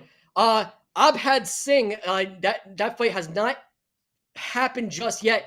JV, entertaining my dude. What's up, baby? How you doing, you big dick bandit? Shout out to you.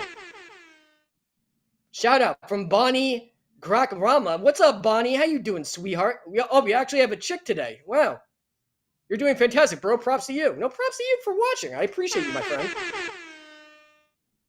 I think I'm actually doing like shit, I've been working hard this entire week. A lot of us refuse to pay money to pay-per-view. The UFC knows this from Louisiana.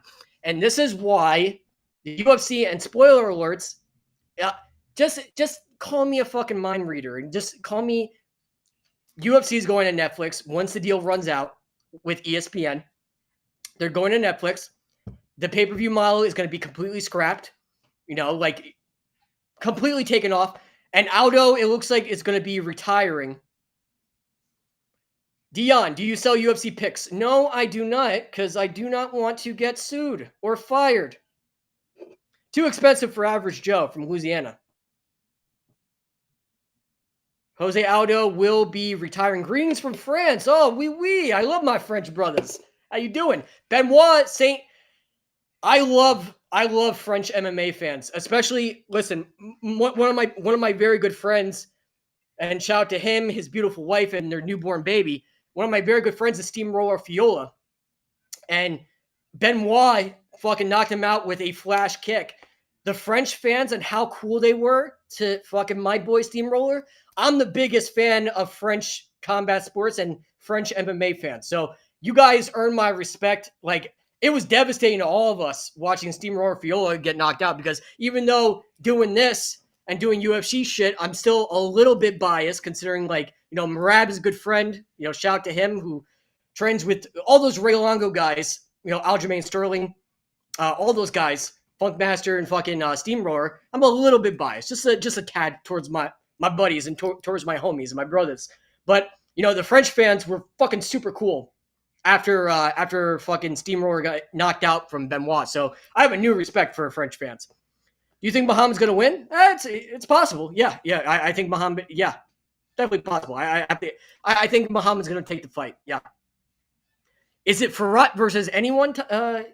Yeah. So Ahmad LB. Yeah. So that's gonna be the fight coming up, and I'm coming just thinking about it. I have a funny story about the Valentina fight. Shout out to Valentina, by the way. But that's going to be coming up next.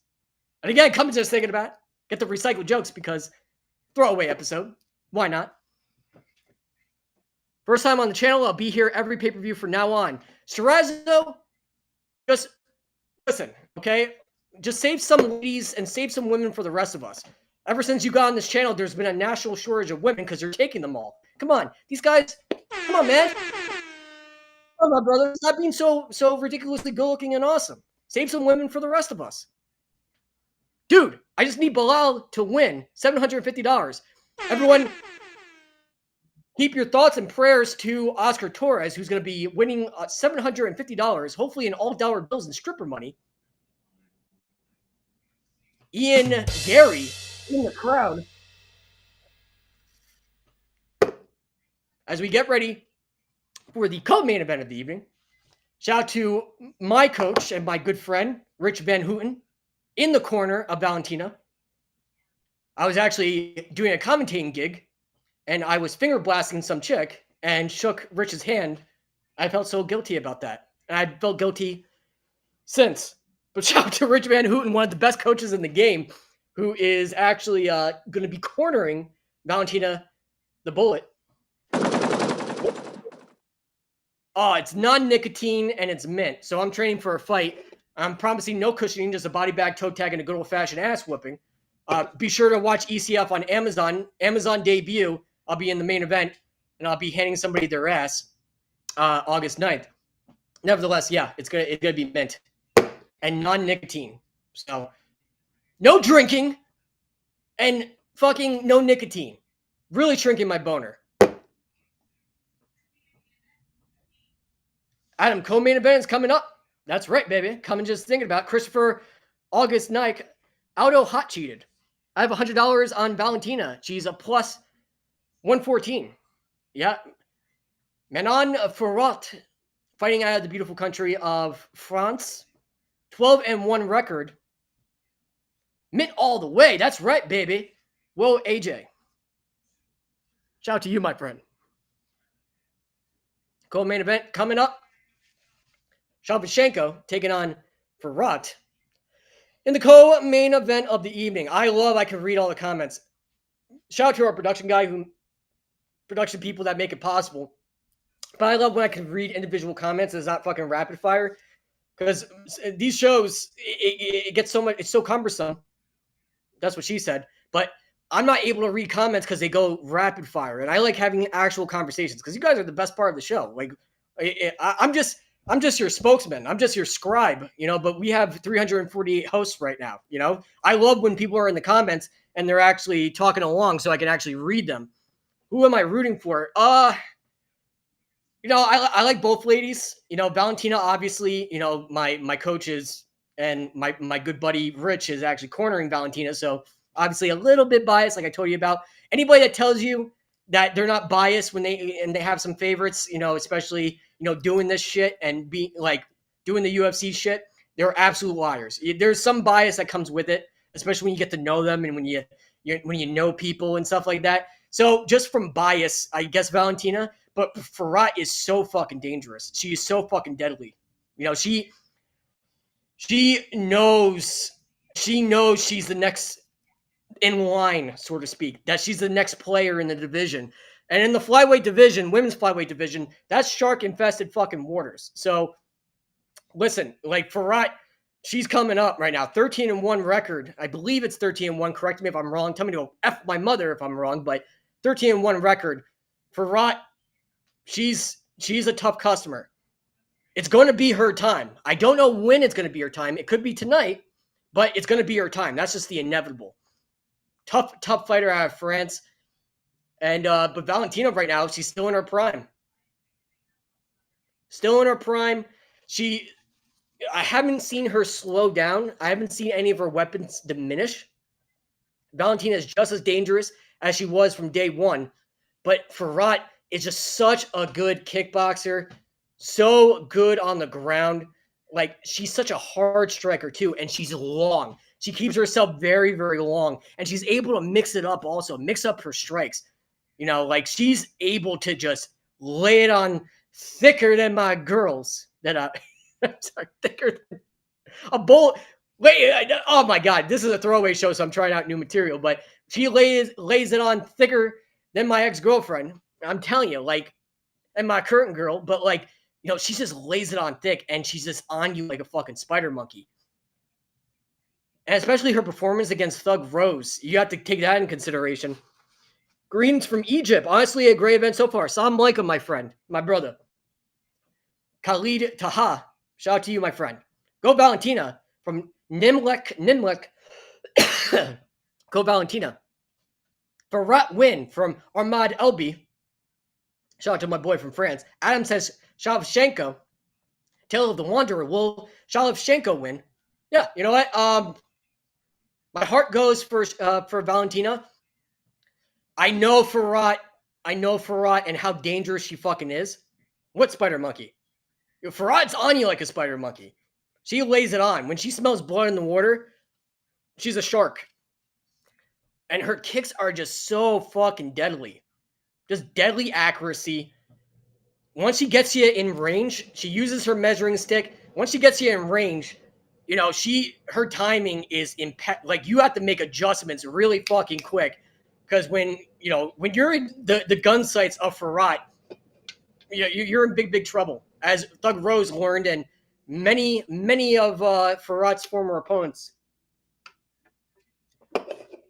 I hope Bullet wins. Brennan Mitchum. Yeah, I mean, Bullet, still love her. She's still in her prime. And I haven't seen any of her weapons diminish just yet. Fiorot is absolutely beast. What's up from North Carolina? Oh, we got our second North Carolinian in. Love the Tar Heel State, baby. They call you guys the Tar Heel State, right? You guys know how to party, though. I can't wait until after my fight and after I knock this motherfucker out, where I'm not allergic to parties and I can actually like drink and nothing more than drink, sober from that as well. ADHD, self-medicating, long story. Nevertheless, David's on the straight and narrow, baby. I'm not allergic to parties. Full time.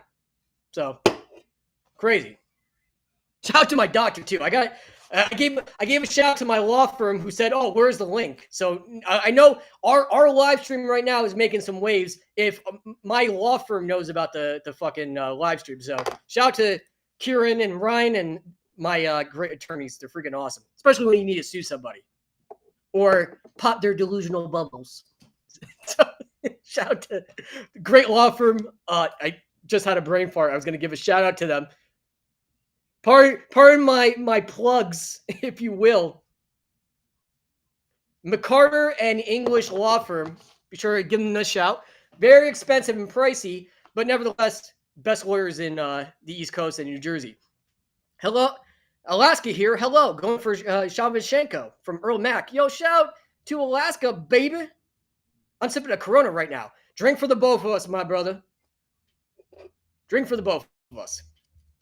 I'll give a shout out. I can't find it right now, and I don't want to bore anybody and put people to sleep, and give, I can't give any more plugs, but nevertheless, I'll give a shout out to my doctor, so when you're ADHD and you go listen, anything worth doing is worth overdoing, but with ADHD, it's definitely fucking, if you're self-medicating, it's fucking, you're really, really fucking self-medicating, so, but we were able to discover that, pinpoint it, and yeah, I've been sober Sally. So shout out to great doctor's office. I will be sure to drop their name next time on the stream. Carlos Cabrarje, I think V is getting knocked out. Wow, that's a bold guess. Fiorot making her way into the ring, number 2 ranked. Great viewing. Much love from Sydney, Australia, from Steve K. Boo Belal.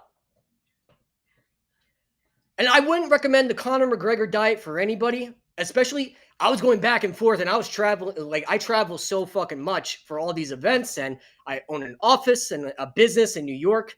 So listen, to not sleep and to work, I do anything to have the fucking advantage, you know what I'm saying? So, and 5-hour energy was not going to get the job done, if you know what I'm saying.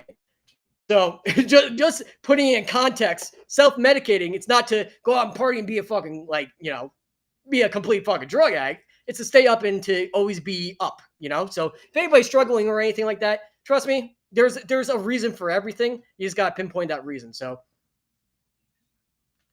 I got ADHD too, diagnosed and all, but I do not take medication.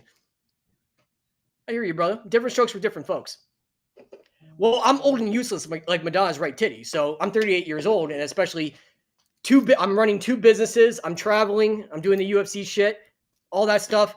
You got to have every advantage, especially when you're an old timer like me and you're 1 foot in the grave. I work my dick off, so I do anything to stay up. Even as going the Conor McGregor route, but not the way to go. Wouldn't recommend to anybody. Bang out more rails than a Tony Hawk in Russia winter. I wouldn't recommend.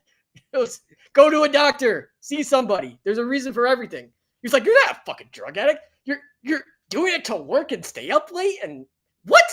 I got just a ticket for you. Just a solution.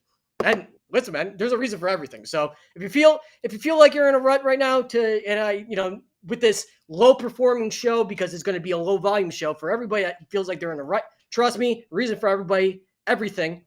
See a doctor. I guarantee they'll fix you. CBD oil, I meant, from Andy. Is it just me or Aldo got robbed? Perception is reality. It comes down to volume and activity in comparison to, as Valentina makes her walk out, and shout out to Rich Van Houten, my boy and coach, making way out to the ring right now, awaiting Valentina to get into the ring. But yeah, perception is reality. It came down to Zahabi, who is precision striking, versus Aldo, who was just winging punches and throwing strikes in volume. I do smoke, but not supposed to because of my job. Random drug test from Whoa AJ. And that's why I listen, whatever you're going through, everyone's fucking human. I'm the most flawed individual on the planet. Right? And despite running 2 businesses, I'm still a fucking degenerate. So if somebody comes to me and says, listen, I'm smoking too much weed or I'm doing fucking coke in the bathroom, I'm not going to fire them. I'm not going to do random drug testing or anything like that. I'm going to help them get fucking help with our great healthcare. United Healthcare, fucking great for that stuff. But nevertheless, I'm going to hook them up. I'm not going to judge anybody, And I've been told the worst of things and people have come back from that. And I'm coming just thinking about it. But needless to say, ADHD, self-medicating, 3 kids under 5 and stay-at-home parent. Grabbing life by the balls, Tyler Farr. That's my boy, baby. Carlos, for any anxiety, agreed. Indica is great for ADHD. Yeah, mountains and streams. Like, bro, seriously, Captain. Love you, my brother. Captain Onion. Doctors won't help you. They'll put on put on worse drugs. No, I'm just learning different ways to cope and being back. Listen, being back and having a fight coming up was the best thing to happen. You know, like ADHD people are overachievers just by fucking osmosis because they can multitask. But when we do something, we fucking overdo it. Like we go buck wild with it. But no drugs, nothing like that. Just good old fashioned playing punch face at the gym and having a fight coming up. Carpenter work from Whoa AJ. What job you're doing getting random drug tests? Adam asked Whoa AJ as they're doing the official fight announcements. We're having a great conversation. Oh my goodness. Microdosing mushrooms work from Andy. I've only tried mushrooms once. And like I only tried mushrooms once, and then I'm like, I'm not even feeling this. And then I started looking at the blanket, and my boy's blanket was blue because it was during one of his parties in Boston, and it started floating like waves. I'm like, there's no fucking way I'm tripping balls right now. Swear to God, it was the craziest trip I ever had. Mushrooms is a good time, but that will be probably the only time I do it because I tripped balls. I was smelling the alphabet. It was a crazy fucking that was a crazy ride. Needless to say, we have the co-main event introducing Fiorot right now. You took too much, bro. That's how they get you. It's just like in college when you drink jungle juice. You're like, oh, I can't feel this. Oh, this is bullshit. And you end up throwing up on the 50-yard line and waking up in an all-black fraternity, wondering how the fuck you got there with your boy Tommy, and then you wake up and you play Tekken 4 with the boys. Based on a true story. Did throw up on the 50-yard line. Almost got arrested. How I dodged that bullet? Nobody knows. I puff every other week, and I don't weigh a lot, and I drink lots of water from Whoa AJ. Fair enough. Actually, both indica and sativa are suitable for ADHD and ADD. I have ADD. Okay. Rihan Ryan. Got it, my brother. Good advice. You guys are fucking awesome. This is why I love the low-performing shows and the sleeper cards and the cards people aren't interested in, so I can have conversations. You guys are very fucking insightful. And you guys also know your shit about combat sports, which helps make my job easier, because essentially we have, whoever watches the show, you know, right now we have 500 hosts right now. You know, you guys are the best part about the show. I'm just your scribe. I'm just some asshole that pretty much reads your comments. As we go to the co-main event of the evening, no big B's. You're fucking awesome. Don't call me names. Co-main event of the evening.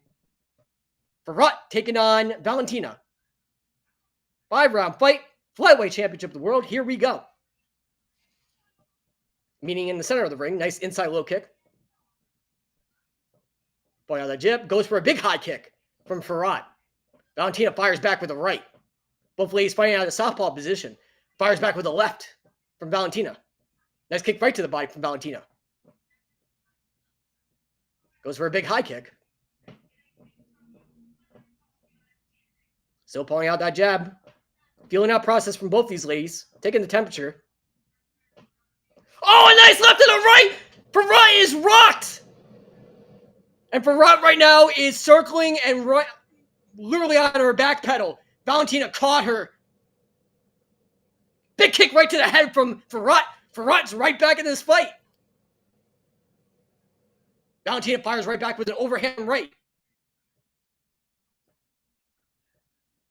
Both ladies fighting out of the southpaw stance.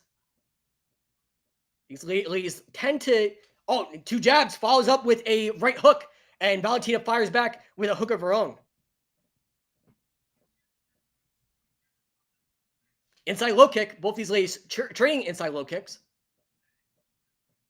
Oh, a nice right from Valentina. Both these ladies being very, very patient, just computing the data right now, figuring out what weapons they bring to the table.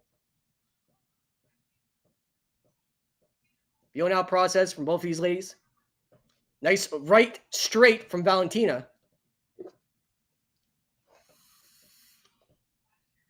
Kick right to the body. Valentina hurt. Valentina a little bit wobbled.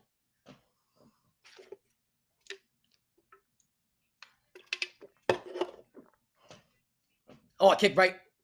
Valentina blocked that kick, but Fiorot has the power to knock your head off. So even though they're a flyweight division, they still have knockout power. Make no mistake about it. 2 rights and an inside low kick from Valentina.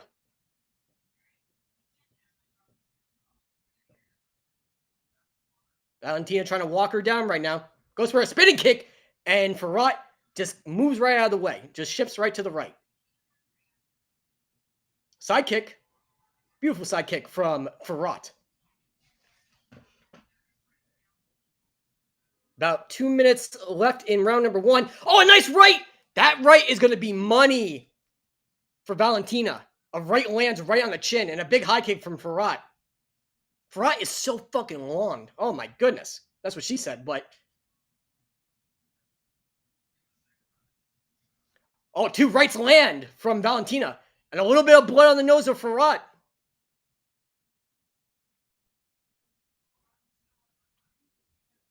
Fiorot is busted up right now. That right is finding a home. Valentina knows that right is money. She's caught Fiorot on the chin, on the button twice with that right. And she sees that as the money shot. No use of getting into a firefight because right when Fiorot rushes into the pocket and commits, that's when Valentina has a fucking right waiting for her. And at southpaw, that's her pretty much blind spot. Nice takedown from Valentina! Beautiful takedown. I blame my coach Rich, who is in the corner of Valentina, because he was a very, very good wrestler. Still is. And also a BJJ black belt. But Valentina, her takedowns have been getting fucking mint. And now Valentina is on top. Half guard right now. Fiorot bleeding out of the nose, leaking out of the nose. As there are 4K, I just bought the pay-per-view because Belal win determined the fate of the UFC timeline. Producer, stopwatch. Thank you, Whoa AJ. Appreciate you. Brennan Mitchum, Bullet is mixing it up again. Yeah, she mixes up all of her fucking strikes and all of her weapons. She does a good job of fluently putting it together. And if she needs to make adjustments, she'll do it on the fucking fly. You know? Punches right to the body.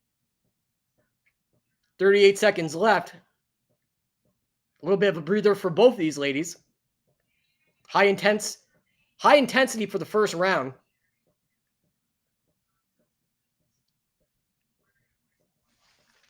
Slow pace right now. Valentina's just going to hold her there for these 19 seconds.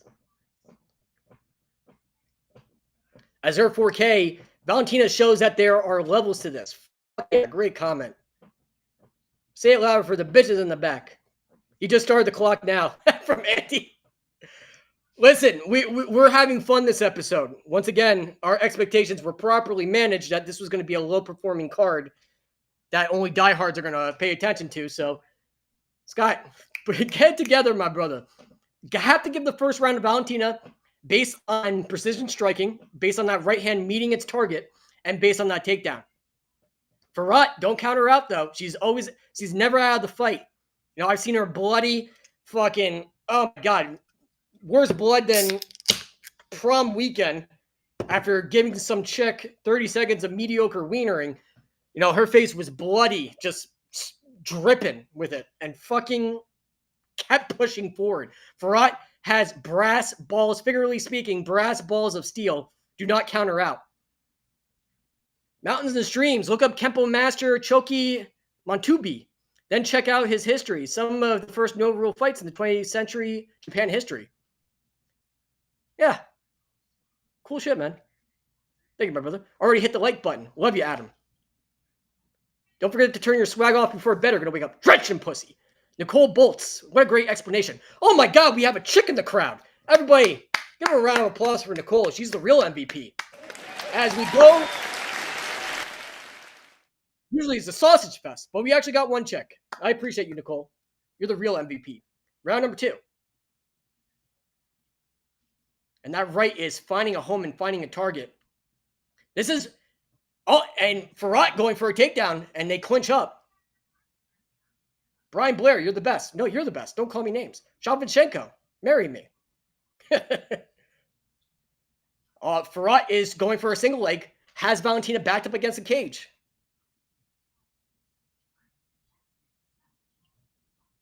Oh, nice right on the exit from Valentina. Goes for a high kick, big high kick, right to the body from Valentina. More body shots than me at Rutgers University in 2006. Speaking of jungle juice. that kick to the body is money for Valentina. Fiorot's obviously going for that high kick, keeping Valentina, staying long and keeping Valentina out of range. But Valentina is finding a home for that right. Nice spinning kick right to the body from Valentina. Body kicks and right hands are right now winning the fight from Valentina.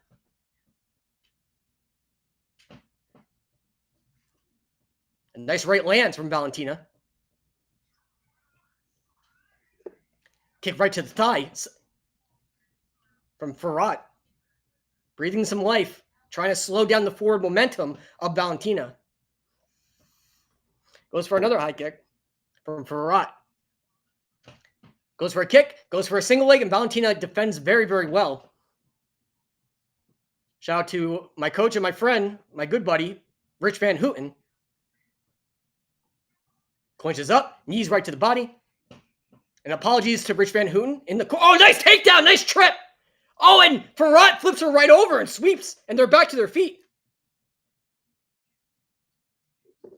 Shout out to Rich Van Houten, who I shook his hand a couple months ago after finger blasting some girl while I'm doing commentating. Speaking about commentating and doing it as a job, literally finger blasting and then shook his hand by accident. I'm like, oh no, fuck. Like, oh, Rich.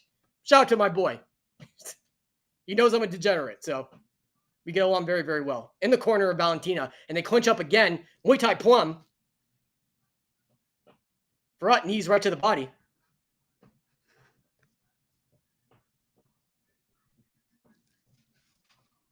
Right now, about 2 minutes and 17 seconds left. Nicole, I would have. She's, I don't think he did. He's married with a kid. Newborn baby girl. Her name is Win. So where that's the perfect coach's name for a daughter is fucking Win. She's a little character. Fiorot now has a full body lock, has Valentina backed up against the cage. And now has the back of Valentina, has Valentina pushed up against the cage right now.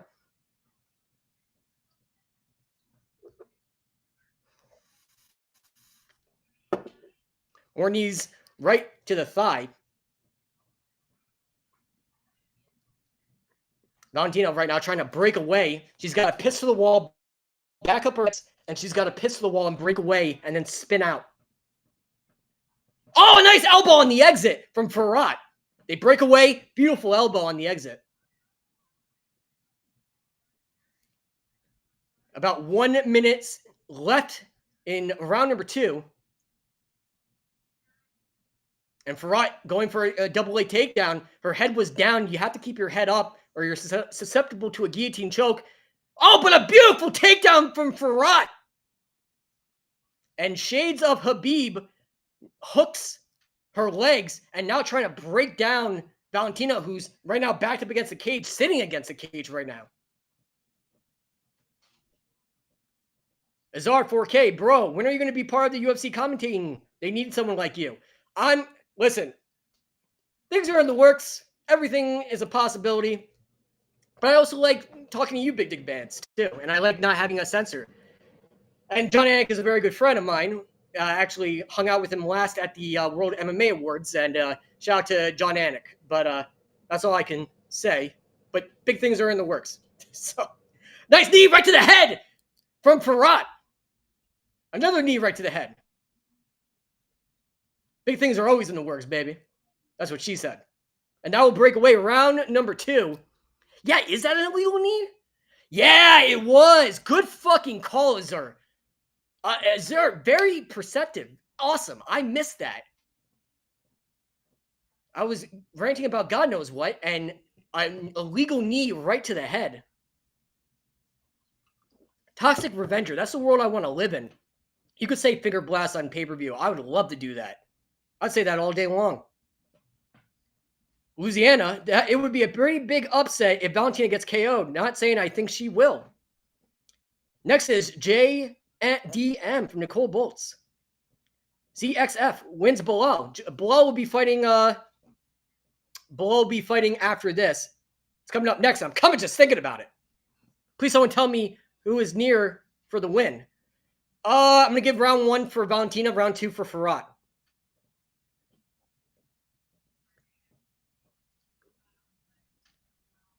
I think the French chick wins from Nicole Boltz. Wow, she's really active. She knows her shit.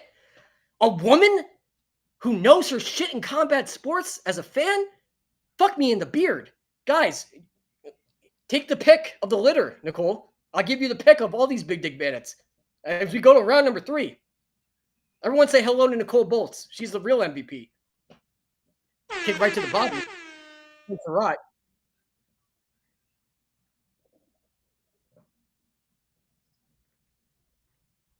Goes for a switch kick from Fiorot.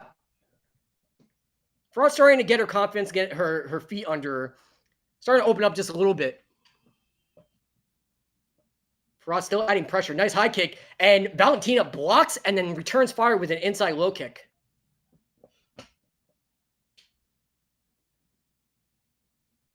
And they clinch up. And a knee right to the body from Fiorot. And they break away. Meet in the center once again. Nice inside low kick from Valentina. Now Valentina's circling right now, pawing out that jab. Goes for a big high kick, and Valentina will block that.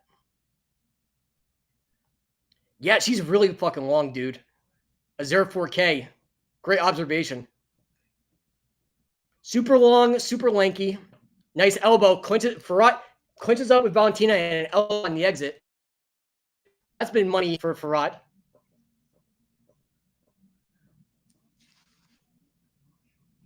Goes for a jab and great head movement from Fiorot. Hits out a switch kick and Valentina runs and resets at the middle of the cage.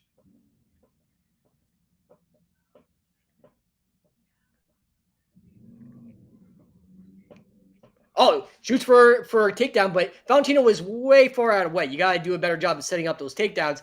Throw some jabs, do something, mix it up, make them have their guard high, and now they clinch up once again. Typically, nice knees right to the body. Close range combat from both of these ladies, and they break away. Typically, when you go for a takedown, the best course of action, throwing some jabs, throwing some strikes, getting their guard as high up as possible, higher than Snoop Dogg on the Up in Smoke tour. Get their guard up so there's no room for them to sprawl, but getting close enough to take them to the deck. Fiorot has been clinching. Yes, but Valentina is fast as fuck, dude. Yeah, I agree with you, man.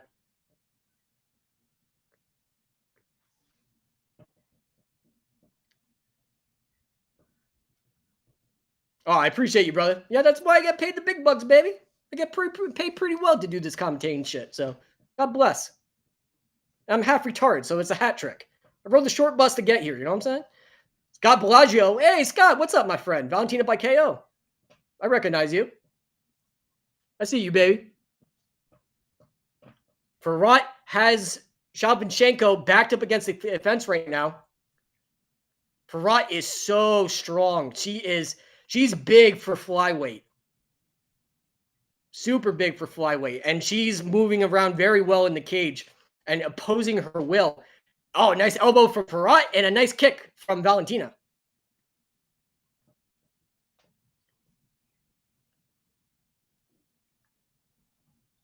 Nice inside low kick from Fiorot. And Valentina returns fire with a right. Another right. Oh, nice spinning elbow! Fiorot rocked! Shooting for a double leg takedown in desperation! Has Valentina pushing up against the cage. Valentina lands a spinning elbow from hell.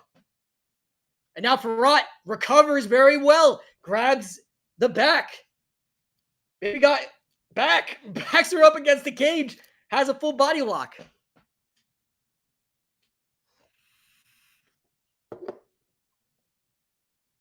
Oh my goodness. Scott Bellagio, please save some women for the rest of us. This guy is Mr. Steal Your Wife, I'm telling you. This guy's a legend. Trying to trip Valentina. Point deduction for the legal knee from George Thomas. Nope. Laughing emojis. Shout out from Manila, Philippines. Shout out to you, my brother. Love the Philippines. My cousin married a Filipino. Great girl. A lot smarter than both of us. And they are also, just found out, my cousin is having a baby. My cousin's pregnant. So shout out to George Ashman and Allison Ashman.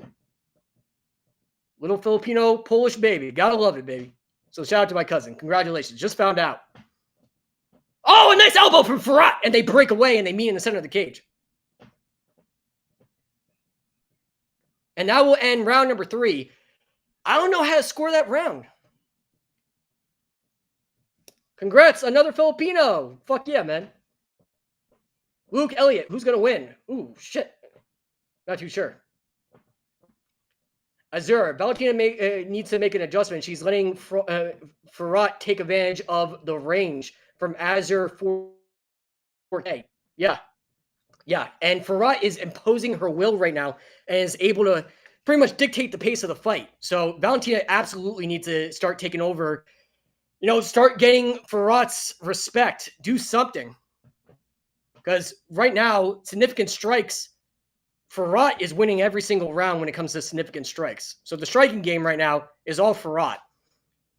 Like 15-13 for the last round, 10-6 for the second round, 9-8 for the first round. If you're watching boxing, Shiraz lose because of accidental elbow. Really? Holy shit. It's our Jizzer online. Thanks for the update. Fiorot by points from Georgie. Valentina is Filipino. From Ardell Charles. Great comment. Fuck yeah, dude. Round number 4 on deck. Me in the center of the cage again. Nice right. And Fiorot returns fire with a low kick. Nice inside low kick from Valentina.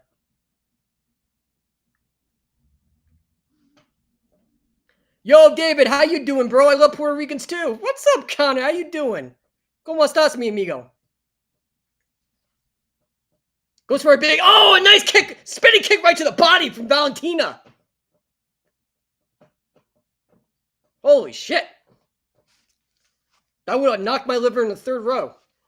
2 rights land from Valentina right when Fiorot tries to go inside the pocket. And as Azur 4K said, now Valentina is making Fiorot come to her. She's baiting her, and then once Fiorot commits, she takes one step back, and then bingo, she starts opening up. And now Fiorot high on a double leg, switches off to a body lock, puts her against the cage. I would totally finger blast Valentina from Connor. Oh man, I can't believe I told that. If you guys are just joining us, I told a story about Valentina's coach, Coach Rich, is a good friend of mine, and I was doing a commentating gig, and a girl I was seeing at the time, I was actually fucking finger blasting her, and Rich came up to me and I shook his hand, and I'm like, oh no, I did it with this hand, no, like his hand smelled like tuna for days, for months. Oh, no. Okay, and they backed up against the cage, and then Valentina, on the exit, hits a left and a right. Can't talk about fishy vaginas. We have some serious business, ladies and gentlemen. This is why I get paid the big bucks, baby. Goes for a left and a right, and Valentina gets right out of dodge. Oh, they clinch up again. And Valentina does a great job of ripping away both of those 2 arms and breaking away.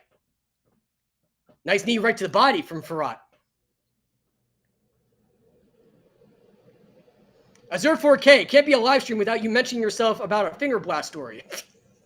This is true. This is like a reoccurring event. Thanks for calling me out on my shit. All honesty, baby. And they meet in the center of the cage again.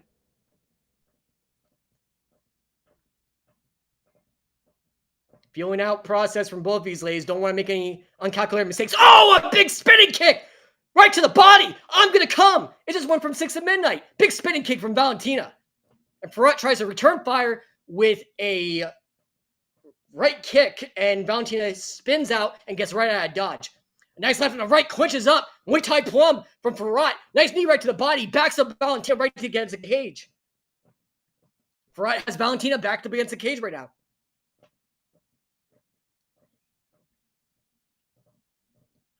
Knee right to the thigh. Fiorot has Valentina backed up against the cage.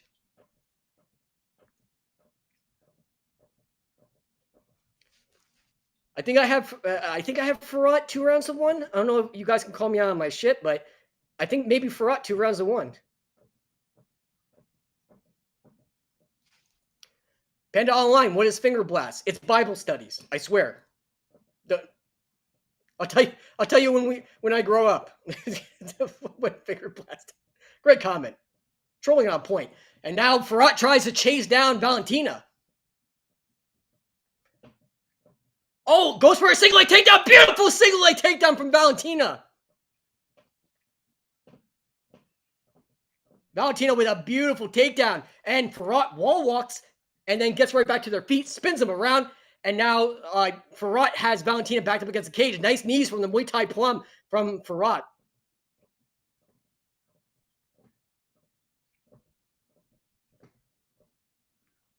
Dude, you're crazy from Big B's. David, I would give vicious back shots to Valentina. Tyler Pearson, what's up, baby? How you doing? Longtime viewer, longtime friend of the show, and one of the best motherfuckers in the game. Shout out to Tyler. Guy always is spitting fucking knowledge and high quality trolling. Guy's the real fucking MVP. Nice side kick from Fiorot.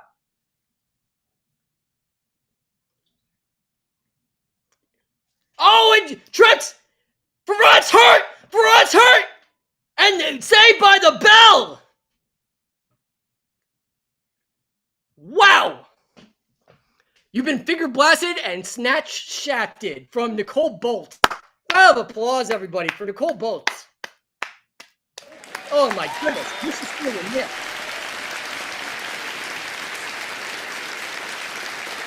Everybody, give a shout to Nicole Bolt. I guarantee you, in real life, she drops more boxers than Mike Tyson in the 80s. I mean, she's a boxer dropper. This lady's fucking, she's got jokes for days. Shout out to Nicole Bolt. Not looking good for Bolt right now. No, Brandon, listen. Fucking Valentina was ground and pounding the fuck out of her when it concluded round number 4. I have it 2 rounds to 2 right now. Fiorot got flopped, got dropped last second from a 0-4K. George Thomas, yeah, I think it comes down to the final round. Go German first blast from Frank Lee Fax. Comes down to the final round, and I'm kind of just thinking about it. Here we go, round number 5, ladies and gentlemen. And the meeting in the center of the cage. Who's winning? What can you say, brother? From, I think it's tied from It's Jar Online, I think. Both these ladies starting off trading combinations already. A 0-4K says that Valentina has to go all in. Championship round will decide the winners from Adam. Adam, when you're right, brother, you right. Do you think you could blow me if Valentina wins, Connor? Fuck, dude, Connor, you don't have to ask me twice. Don't threaten me with a good time. And Fiorot backs up Valentina against the cage, full body lock. Fiorot opposing that size, that strength. 2 rounds to 2 right now from Yadek. Yeah, Yadek, I have to agree with you. 2 rounds to 2. I'm going, frankly, facts saying going for Valentina Black Widow. It's a clinch that's troubling Valentina. Yeah, from a 0-4K. Yeah, absolutely. It's her opposing her strength, her will. Azur says whoever's winning is getting finger blasts either way. I should have never brought that story with you trolls. You guys are like-minded people like me, so we're going to never drop the finger blast comment, so I'll never live it down. Oh, nice right and a left from Valentina. Nice right and a left. Returns fire from Fiorot. Valentina goes for a double leg takedown. Great takedown defense from Fiorot. And they clinch up again. Beautiful right on the exit from Fiorot.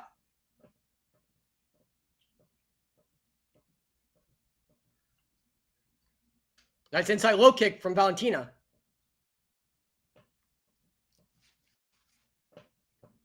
Will Valentina be Fiorot's second loss? Goes for a side kick from Fiorot. Nice spinning elbow lands from Valentina. And they clinch up again. Fiorot using her size and strength. This round's probably the best round for Valentina. Good stuff, bro. Thanks. From Camille Osman. No problem, brother. Has her backed up against the cage right now.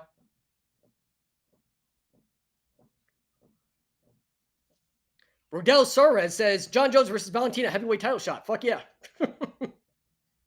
Elite level trolling.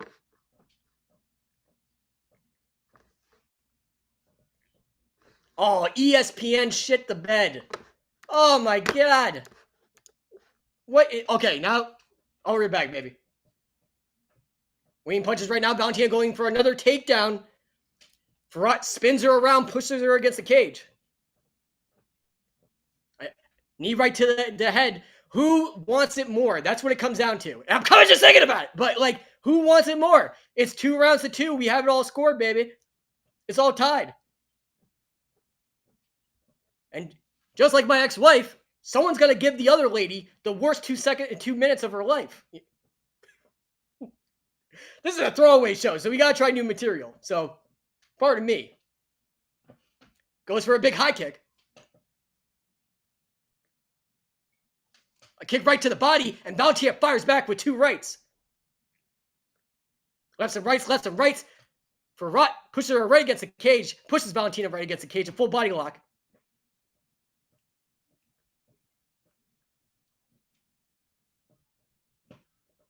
Knees right to the body from Fiorot. Another knee right to the body. Fiorot going upstairs, going downstairs. Knee right to the thigh, another knee right to the thigh. Yeah, when it comes to control time, Fiorot, though, has been dominating the control time. Only in the first round, Valentina has any shred of control time. Spins around, Fiorot still has a full body lock. 48 seconds left to work. Almost for a big high kick and lands on the exit from Fiorot. Nice inside low kick from Valentina. Nice kick right to the head. 29 seconds left. Who wants it more? Right and a left from Valentina. Lefts and rights from Fiorot. And these ladies are trading fucking bombs right now. Is this Forrest Griffin versus Stephen Bonner? What the fuck? Nice spinning elbow from Valentina. Both these ladies trading bombs. They clinch up again. 9 seconds left. Nice elbow from Fiorot. Another knee right to the body, and it is over. We are going to the judges' scorecard for a decision. Fuck me in the beard. What a fight. All right, time to read some comments from these big dick bandits. Who do you guys think won this fight? I know who won, the fucking fans, but who won this fight? Will it be Valentina? Who I'm so sorry to Coach Rich for the finger blast story. I apologize. Shout out to him. Bad motherfucker. Best coaches of the game. Or will it be Fiorot? 13-1. Possibly. Listen, I know Fiorot's the future, but will it be? Is the future now? Is it time for a change of the guard? Who knows? I need a win, baby, from Connor. Jack Handley. Nunes would be more exciting. I don't think she's coming. She's coming back though. Actually, I corrected myself. Yeah, she's definitely coming back. CK says Valentina. Nathan says Valentina. Kaboom Live says Belal KO him in the 3rd round. Shout out to you, my friend. Assalamu alaikum. TJ Marquez, Valentina, Kyle Huffs, who's got a website to watch. Brandon Mitchum. Judges have been crazy tonight. Who knows what will happen? JDM will eat Islam. Chimev, Shavak, and Gary at the same night. Adam, what a fight. I picked Valentina. Great guess, my brother, you big dick bandit. Save some women for the rest of us. A 04K. Fiorot did the big ant tactic. You won the best live coverage, bro. No, you won the best commenter. So congratulations to both of us. 12-2, Anthony Rock. And who's going to win this fight? Everyone, hold your dicks. On this fight.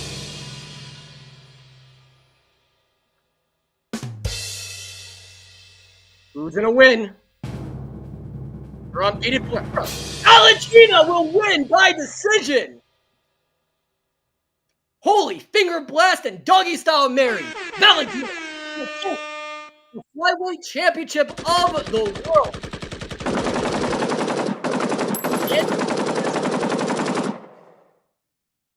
Fiorot, listen, shout out to Fiorot. She's the future. You know, she's going to make some adjustments. She's going to come back. I'm coming just thinking about it, but she's going to come back better than ever. Shevchenko, Valentina from Demar Savak. Valentina won from Azur 4K. Comedian Fiorot from It's Rizar Online. What's up, baby? What a fight. Excellent fucking fight. Yeah, drop your Discord, Azur 4K. You know your shit, brother. Shout out to Azur 4K has been fucking on point with his comments. Shout out to him. Shout out to Big B's. Shout out to all you fucking legends. And again, I was told that this was going to be a slow performing show because not a lot of people were hyped to the tits about this card. I'm always hyped to the tits. So like, nevertheless, I was excited for this card. So getting to see the usual suspects in the comments and seeing you guys and being able to talk to you guys and actually have a fucking conversation is awesome. You guys are the best part of the show. I'm just your retarded, half retarded scribe who wrote his. Listen, I'm so retarded it makes yellow short buses offended. But you guys are the best part of the show. You guys make it fun. Where can I watch Muhammad versus Delhi? Akin Baker. Belal wins first round. No rematch from LH Delayo. No rematch. Do duels. If you want to know who's winning decisions, check the betting app odds. That's true. Balad for all the money from Dirt and Dan. I remember you, Big Dig Man. How you doing, my brother? Printing free cash from Tommy Sue. Connor Othan, please read the comment above. I don't see it. Type it again. Valentina getting finger blasted tonight from Master 4K. I am never, ever, ever, ever bringing up another story like that again. I was about to slip. I was about to sleep with the Natalia Silva story from the after parties. Shout out to my homies from Brazil. Her boyfriend actually fights for the LFA, and that promotion's owned by the former manager of Anderson Silva. But I have some wild-ass fucking after-party stories. But coming up next, and I'm coming just thinking about it, recycle jokes, Belal Muhammad taking on Jack Della JDM, taking on Belal Muhammad in the main event that's coming up right after... I was about to go a commercial break. I commentate on the side as well, so I commentate for different promotions. And by the way, if you want to follow my handiwork, and I follow everybody that signs up, I don't follow fucking everybody. I can't follow 25,000 people. But if you watch the stream, you add me on Instagram, I will absolutely add you right back. Just shoot me a fucking message that you were on the stream, and I'll add you right back. David Potter, IG. I as in India, G as goddamn my retarded, but David Potter IG. Follow me on Instagram. I'm David Potter, the big dick bandit of all of combat sports, and also you can follow my handiwork on Fight World Live on Amazon Prime. #1 on Amazon's top 100 in sports fan news. I have a bunch of great guests, bunch of famous people, and also I make some dank memes like about oiling up Dana White constantly. That actually got a million likes on Instagram. I went viral with that shit. I gotta stop busting his balls. Me and Nina Drama got in a lot of trouble. Well, she didn't get in trouble because she's prettier than I am. Even though I'm pretty, not as pretty as Nina Drama, but UFC 300 tried oiling up Dana White, had a big plot, and unfortunately, it was not meant to be.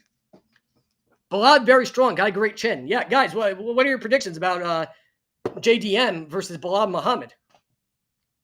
Robley from Celeste Hatal says robbery.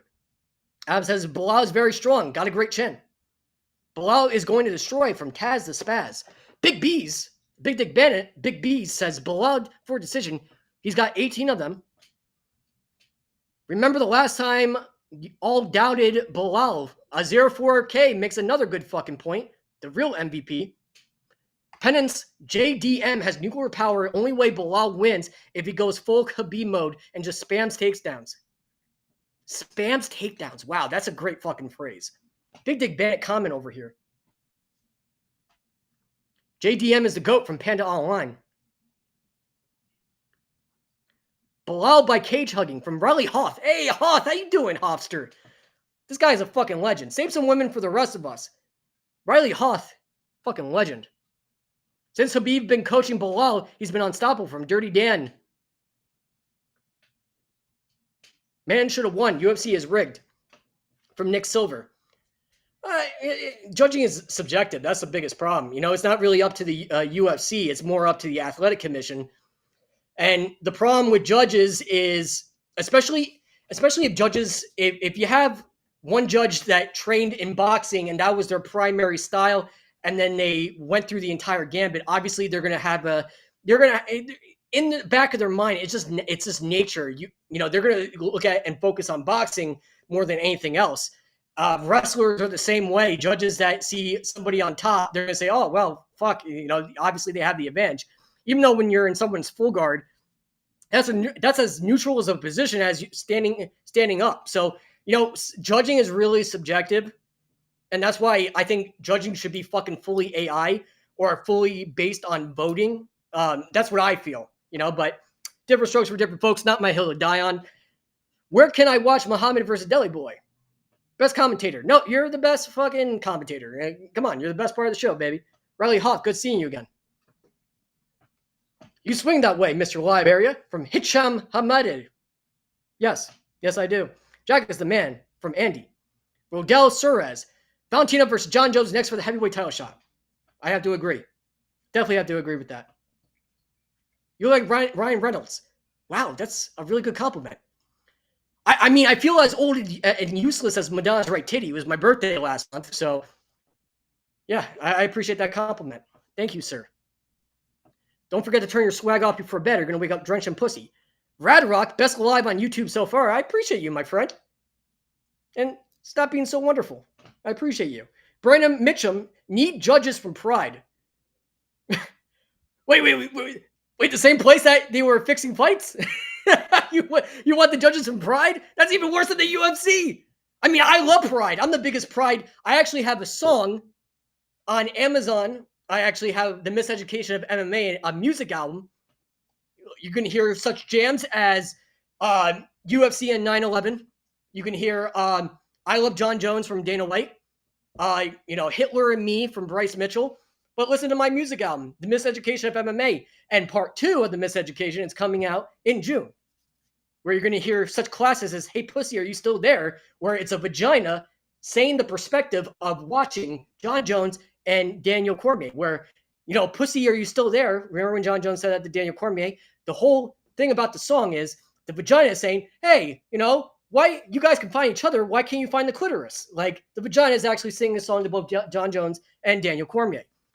And I was I did more, writing that song, I did more coke than fucking, you know, that would kill off the entire state of New York. But once again, I was talking about self-medicating. I run 2 companies. I had to work very hard. And, you know, tough, nevertheless, funny fucking song. And also Gay Pride, where I say how I'm going gay for Pride FC. So please go on Amazon Music and absolutely listen to The Miseducation of MMA and Gay Pride, and also the song Joe Rogan Sauce, which is all about a song of the person singing the song letting Joe Rogan fuck his wife. And it also features Little John. Shout out to Little John's people. Who won between the girls? Valentina won by unanimous decision. Still on it from James Wells. Come on, Jack. Knock Boulet's boring ass out from Timothy James. Do you know anything about antiques from Skoto Guy? I have an old Cortex and want to know what period it's from. I wouldn't know, brother. When's the start? Bread 15. Let's go Lakers. From Rodel Suarez. Holy cow, the 8-ball is gone. Yeah, James Wells fucking went sober Sally. Bullshit. Yeah.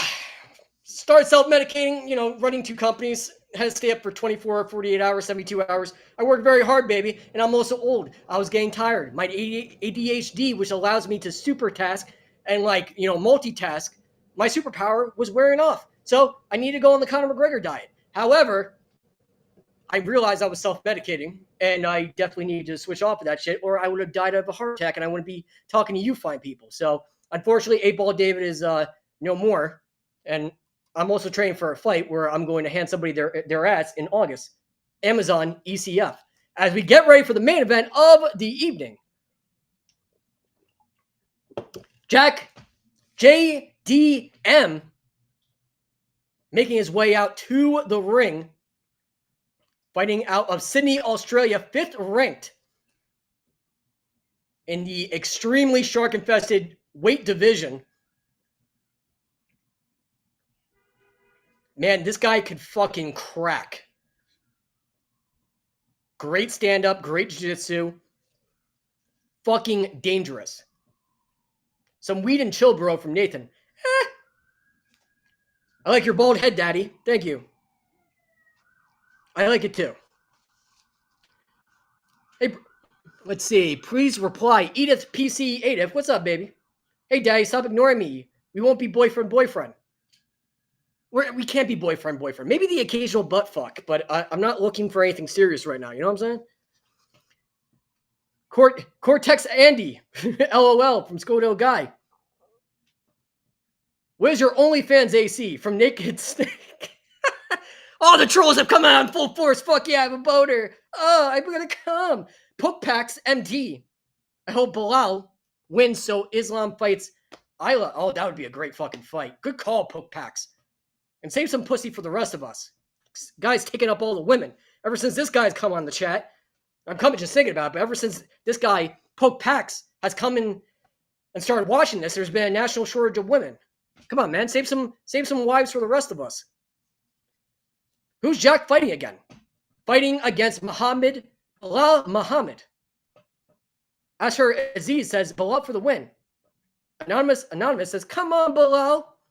TTV, who's Jack fighting again? Yeah, and I still don't know what Cortex is. I don't know what Cortex is either. Panda Online, JDM is fighting Nunes. Panda Online is always right. He's a longtime viewer of the show. Longtime commenter. Panda Online has never steered us wrong. Especially when saying Joe Rogan died. Talking about finger blasting from before. It's never wrong. Never wrong. Connor, I need Belal to submit in the first 3 seconds. Win, Jack. I want Ela versus Charles for Mr. Karen Smith. Mr. B's. Time for the finger blast story. All right, I have a one. Listen, I don't want to get fired, okay? I got a one finger blast story per event quota. I can't get fired. Okay, another finger blast story. Actually, what happened? No, I'm just kidding. Where can I watch? Jack's Chinzum. Belal definitely going to win, but I hope he loses from Lunch Munch Bunch. That's a great screen name. You know this guy gets pussy with a screen name like that. Just saying. Just for the record. Scoto guy, do you know anything about antiques? I have an old Cortex and want to know what... Wait, I think is that a vagina joke? Like, am I missing something? I definitely miss a clitoris. I mean, but am I missing something? Dan Martin just want Jack to shut up Belal. I want to oil you up from Jack Henley. Me and Nina Drama we got caught plotting to oil up Dana White at UFC 300. I got in trouble. Obviously, the Nina Drama privilege far surpasses the Nina Drama. David Potter privilege is completely low on the totem pole compared to Nina Drama, considering she didn't get in trouble, but I definitely got in trouble for trying to oil up Dana White. And by the way, shout out to Nina Drama, and you can also see our pictures and photos together in all my adventures on Instagram. Follow me on David Potter IG, and I will absolutely follow you back. Just message me, tell me you're part of the show, and you watch the show, so I can give you a shout out and I can add you back. JDM makes short work from Jesse Marvin. David, it's below by submission, baby girl, from Tyler McPherson. Ooh, hey, listen, you're still here? Don't forget to turn off your swag before bed. You're gonna wake up drenched in pussy. I dipped chicken nuggets in the kinetic sand from Cody Burford. Fucking great comment. Quality. Great comment. When's it starting? Well, right now, Belal is making his way out to the ring. Should be starting momentarily. Hi, watching from under my bed from Piggy Bank. I thank you. Thank you for watching, good sir. I remember you. Remember the name from Daniel Burns. Why does everyone hate Belal from Victor Trito? Can anyone answer that question? I like every fighter. I think you can play every sport with one ball, but combat sports takes two balls. And I like every fighter, you know, and especially being around these guys and everything like that. You get to know them and get to like them and all that shit. I don't hate any fighter, but I want to know what all the hate is about with Belal. Why do you guys hate him so much? You know? Benoit St. Denis versus Joel Alvarez Gonzalez. Who would win between them? Benoit's on a fucking tear, bro. On a fucking tear. Jack Hanley, he's boring and his chat sucks. You get paid for this commentary. I do, which is fucking crazy. Shout out to Scott for paying me that sweet, sweet fucking money. And all the people, all the fine folks that make this possible. Belal by 5 rounds decision. Let's go. I was arrested for statutory rape. If I knew what a statute was, I wouldn't have done it. Scordo guy! Producer man, please pop up that comment. That just fucking won the night. Holy shit. That was a great comment. Scoldo guy, I was arrested for statutory rape. If I knew what a statute was, I wouldn't have done it. Wow. Beautiful. Everyone give a round of applause to this gentleman. Been on fire.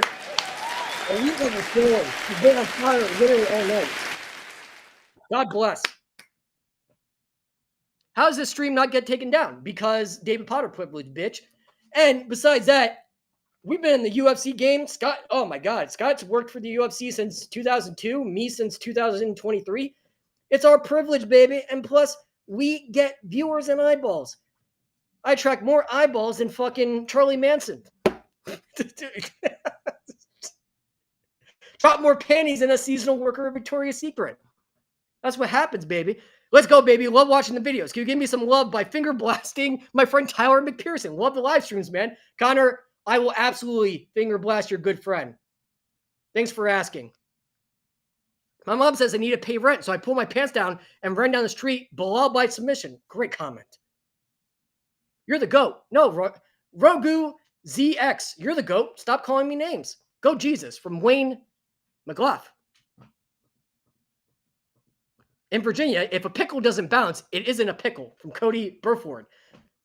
Listen, I partied at Virginia Tech before. Oh, I have a funny finger blasting. Scott, can I tell another finger blasting story?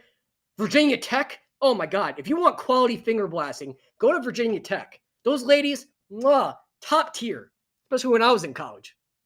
This is the best one to watch. You're the best one to watch, Brandon. Thanks for watching, brother. Hey, man. From Adele. What's up, man? Honestly, not sure how this doesn't get taken down. By God, we got this. Well, so it's brought to you by MMA Weekly, which provides the official live stream for UFC 315.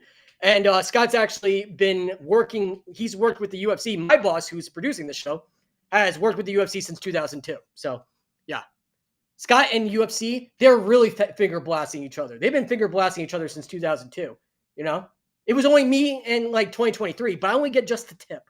Scott gets full service. You know what I'm saying? Spits on it, hot tuas on that thing. Like, Scott gets full service. So that's how it doesn't get taken down.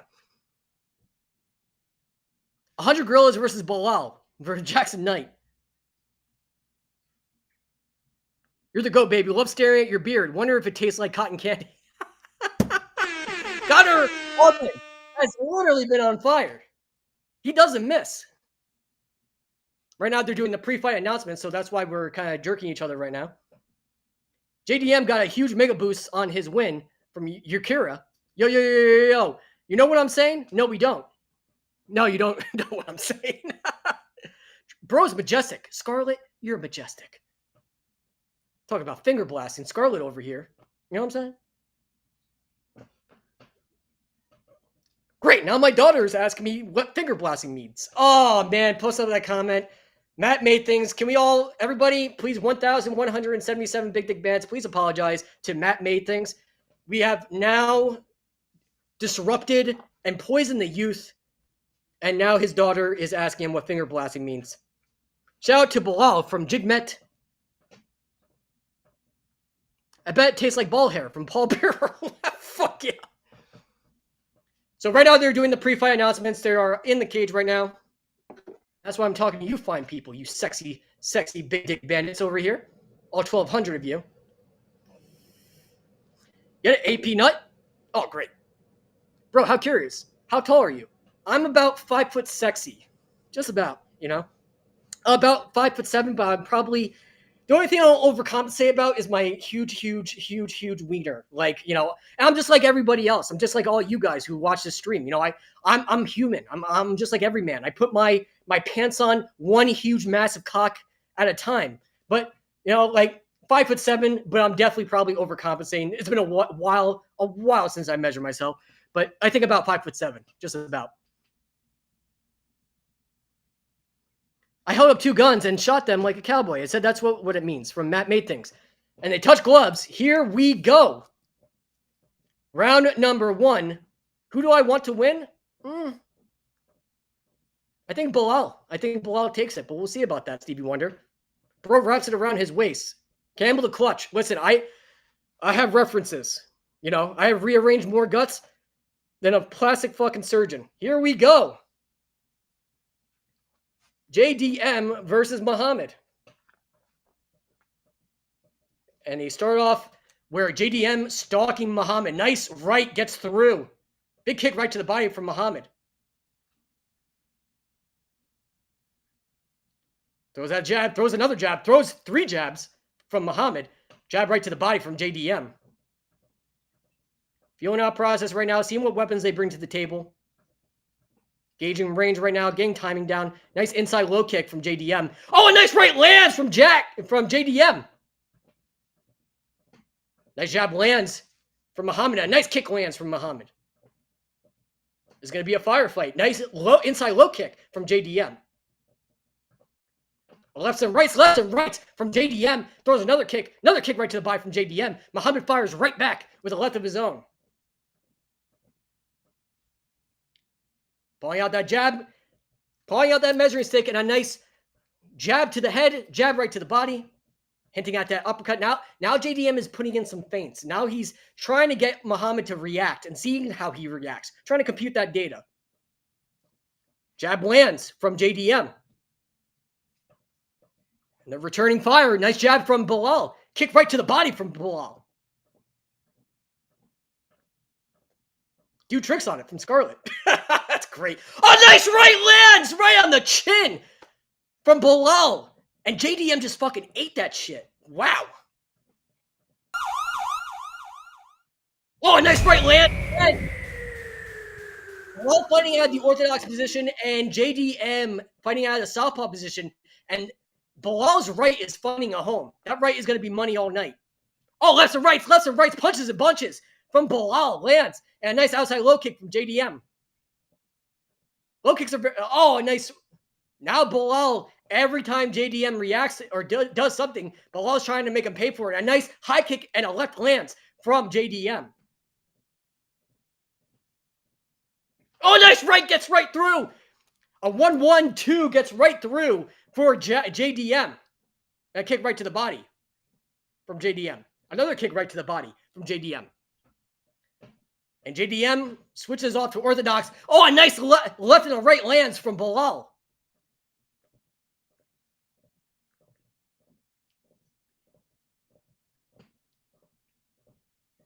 Sizing each other up right now. Kick right to the body from JDM. Inside low kick from JDM. And a body shot. Goes for a high kick. JDM gets right out of dodge. Pulling out that jab, pulling out that measuring stick. Nice outside low kick from JDM. Big high kick. That's blocked from Muhammad. Muhammad goes for Belal going for a high kick of his own. Oh, a nice left lands from JDM. Right on the button. And Belal eats that shit. And a nice inside low kick from JDM. Well, bless my bald head. And fuck me in the beard. This is an incredible fucking fight. Nice right lands. Belal going for a takedown. Now trying to wrestle fuck him. Backs him up against the cage. Staying tighter than Tupac and Suge in 94.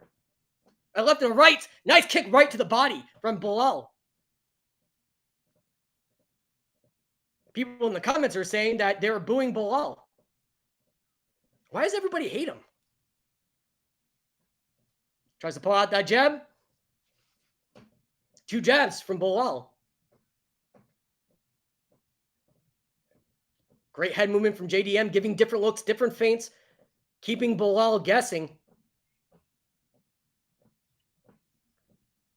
Belal is, oh, nice left lands. Trading lefts and rights, and a nice right lands from Belal. Back and forth fight so far. And more body shots than me at Rutgers University in 2006. A nice body shot, nice right from JDM. Goes for an elbow. Something short and sweet like myself. Big high kick! Lands right on the button! A nice hook right to the body! They're clinched up! Holy shit, that just reminded me of Takayama versus Don Fry. They just grabbed each other back of the head and just started fucking punching and willing at each other. More shots to the face than a Paris Hilton sex tape. Goes for a switch kick, and JDM gets right out of dodge. And round number 1, oh my God, I'm gonna come. It just went from 6 to midnight. That gave me a boner. Do not know who won that first round. I don't know what you guys say. Who won the first round from Vardan? The fans won. I have no idea. Maybe JDM by a slight fraction? Maybe? I don't even know. JDM's chin beats Belal's pillows from Dominic Johnson James. Deport Alupak. Belal up big. Jack Hanley, Aussie scraps are different. Yeah, you ain't fucking kidding, my friend. Max Downer, who's winning? Maybe JDM by a slight margin, by a cunt hair. Tima Kanti says, let's fucking go. Radarok says JDM first round.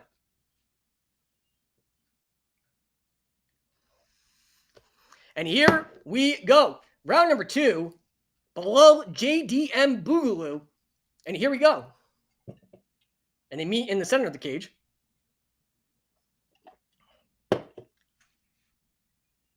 And JDM giving different feints right now. Nice kick from Belal.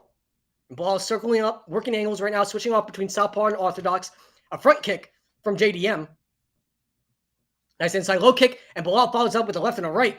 And then JDM comes with a combination of his own. And I'm coming just thinking about it. Belal in the orthodox stance while JDM... Oh, nice right lands right on the button from Belal. And front kick right to the body from JDM. And a 1-1-2 from Belal. JDM, great head movement from JDM. Big high kick. I think Belal sees that JDM is dipping his head every time he finishes a combination or a sequence. And I think that's why he's going for a high kick. I think Belal sees that from JDM. And a nice left and a right from Belal. JDM needs to correct that. You can't dip his head like that. We all saw what happened to Daniel Cormier when he dipped his head against John Jones.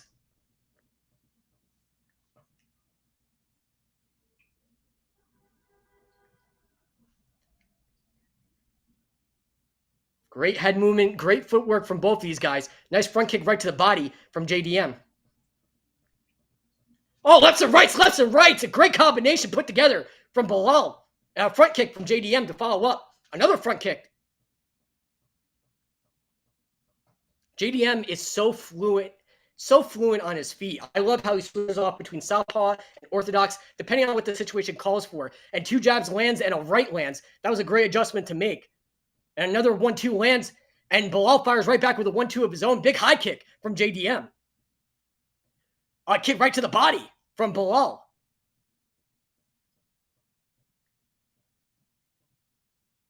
About 2 minutes and 56 seconds left to work. Producer, update the time. A nice uppercut and follows up with a left from Belal. Nice outside low kick.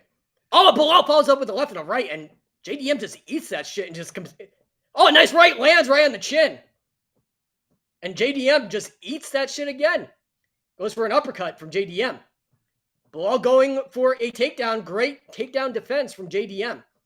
Both these guys exchanging jabs right now. Nice inside low kick. Follows up, goes high for JDM. JDM gets right out of dodge, moves away, angles him off, and resets in the center.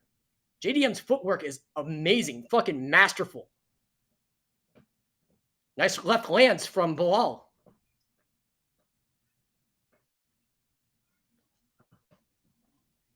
Pulling out that jab, pulling out that measuring stick, just trying to gauge range right now. JDM trying to see, because obviously he can make himself very, very long. That's what she said. But JDM makes himself very, very long, and he does that using that measuring stick, pulling it out, and seeing exactly where he can strike. Oh, a nice right, left and a right lands from Belal, and another right lands from Belal.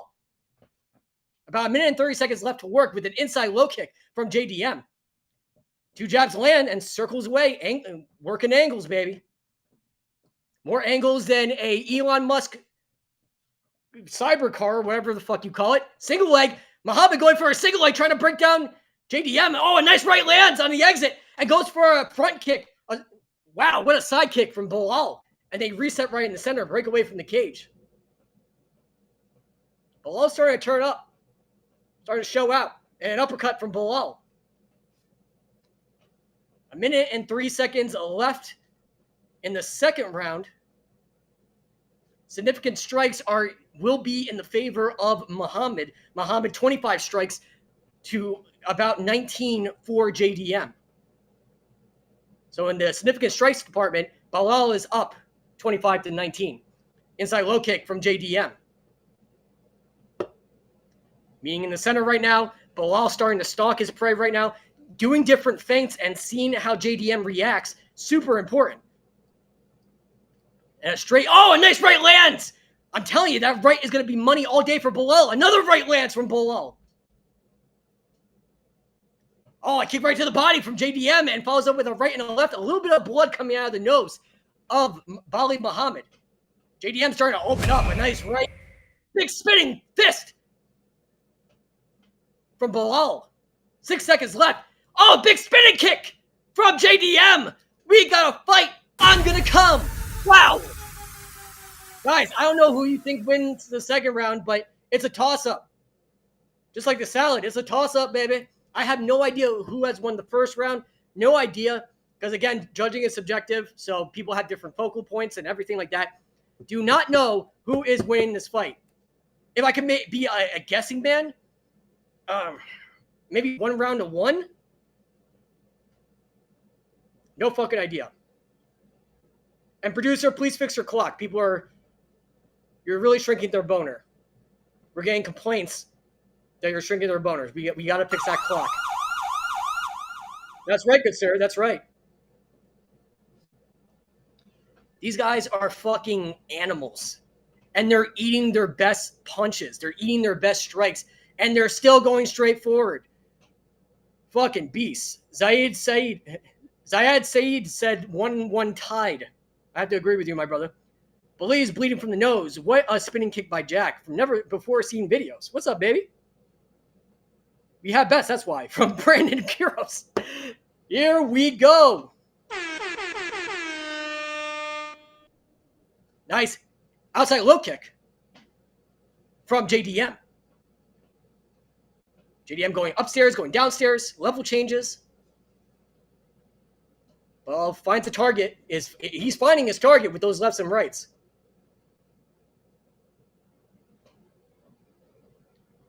Ball just circling around. Lefts and rights. Oh, goes upstairs and downstairs. And a right lands from JDM. Belal got rocked on that one. When a right lands from Belal, he fires right back. Nice left hook lands from JDM. Kick right to the body from JDM. And the jab lands. Oh, a left and a right lands. Great hook from Belal. And a big high kick from JDM.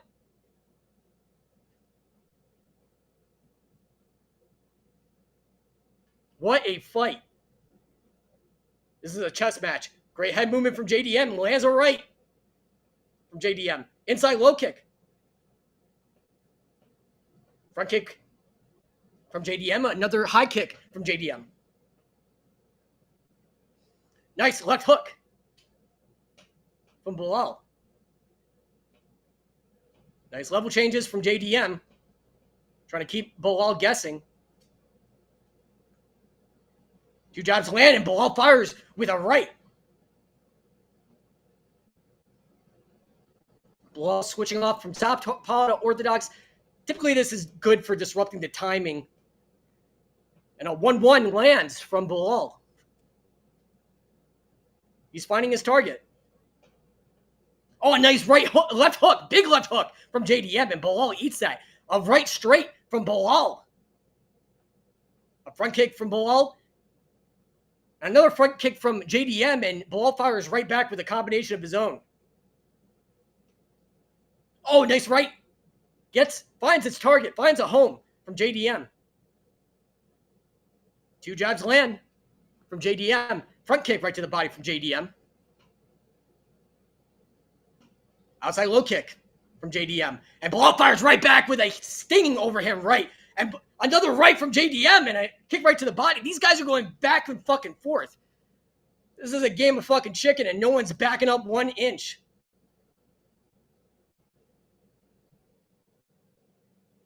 Inside low kick from JDM. Belal fires back with a right that wobbles JDM just a little bit.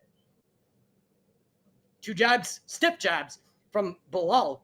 And 2 jabs from JDM. These guys are just trading back and forth. What you could do, I could do better. You could do this better than you. Both these guys just trading. A right lands, finds a home from JDM. A front kick right to the body from JDM. And a left hook from Belal. A glancing left hook from Belal. Another hook, clinches up, Muay Thai plum, and gets a knee. A left jab from Belal. 2 jabs. Oh, big right from Belal. These guys are going to fucking war right now. Trading combinations right now. Staying inside the pocket. No fucking backing up. Lefts and rights. And Belal chasing him down. Lands a left and a right. Outside low kick. Unchecked from Belal. Trying to break down his target. Trading jabs. Both these guys trading jabs. All right. Huge right lands from JDM. And Belal with a left hook lands right on the chin. Right now, strike count. We got 53, brought to you by ESPN Plus. 53-33. Belal is winning in the striking department. Right now, strikes landed is 53-33.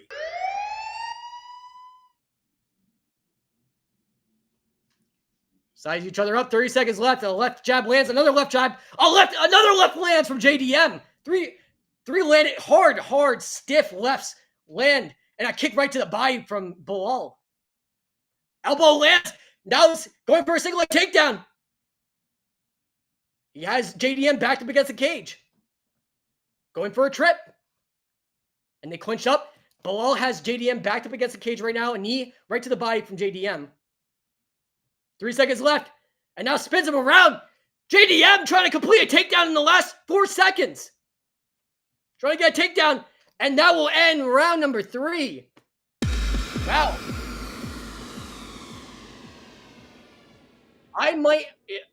Man. Another tough round to score. I don't know what you guys say. You guys are probably seeing something different than me. And everyone's perspective counts. I know the fans are winning the fight. I know these two fucking badasses are going to have bronze statues made of their balls in their likeness. But also, if you look at the significant strikes too. So Belal, round 3, won the most significant strikes, 34-29, while JDM won 23 and 22, round 1s and round 2. So that's in the significant strike department. But, it's perception is reality. Don't know who's winning this fight. But it is a fucking phenomenal fight.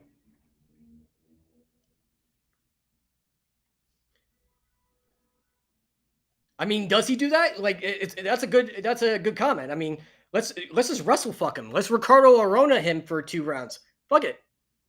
Why leave the chance? And we begin round number 4. Outside low kick from JDM. Another jab lands from JDM. JDM is circling right now, circling to his right. Outside low kick from JDM. Another jab lands from JDM. Oh, great combination. And JDM is starting to run. Nowhere to hide. Kick right to the body from Belal. A right straight lands from JDM. Another jab lands from JDM. Muhammad still circling. A left and a right lands from Belal. Going upstairs, going downstairs, switching up his strikes from JDM. An elbow lands from Belal. Belal being the aggressor. A 1-2 lands from Belal. Staying tighter than Tupac and Suge Knight in 94. 2 jabs from Belal lands. Another jab lands, finds its target. Oh, lefts and rights, big hooks from JDM. Oh, didn't like that shit whatsoever. Look at his face right now. Look at his eyes. Both these guys trading jabs. A left and a right lands from Belal. Man, these guys are going to fucking battle right now. It's a chess match every step of the way. And these guys are making adjustments also on the fly. Oh, a big right hook. JDM beats him in. Beats him in the pocket. Takes 1 step back. Comes forward with a hook and circles away. Great angling him off. Lands from JDM. Big uppercut. Another uppercut from Belal. And a right follows up with a right from JDM. Belal's going for a takedown. High on a single leg. Has him backed up against the cage. Both these guys trading bombs right now. Oh, big hooks from both these guys. Belal going for a spinning kick. A big knee from JDM. And Belal has him backed up against the cage. Holy shit. Earning my salary tonight, boys and girls. What a fight. Belal is on a single leg. High on a single leg. Higher than Snoop Dogg on the Up in Smoke tour on a single leg. Going for it. Now switching off to a double. Circles around. Belal has his back now. Well, fuck me in the beard.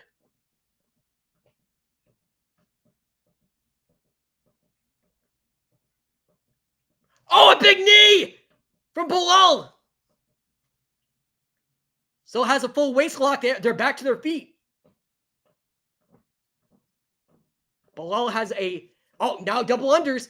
And JDM gets out. Pushes Belal right back to the cage.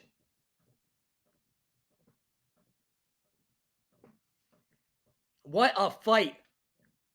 In this 4th round, the championship rounds, JDM has him backed up against the cage right now. And Belal circles him around. These are where things get very, very interesting. Nice dirty boxing from Belal. Has him backed up against the cage, spin him off, and a right on the exit from Belal. This is a war, ladies and gentlemen. A left and a right lands from Belal. JDM goes for a front kick, doesn't land. Big high kick from Belal. And a left jab lands from Belal. Lefts and rights. 1-2, 1-2 lands from Belal. And an overhand right and a nice little patty cake from Belal. Outside low kick from JDM. 2 jabs land from Belal. Almost out of fucking breath. Jesus Christ. And I'm in training for a fight coming up. I'm coming just thinking about it. Wow, what a fucking fight. Goes for a single leg takedown. Going on a double. Great takedown defense from JDM. Spins him off. Pushes him against the cage. Can't shoot from that far away. You got to set up your shots.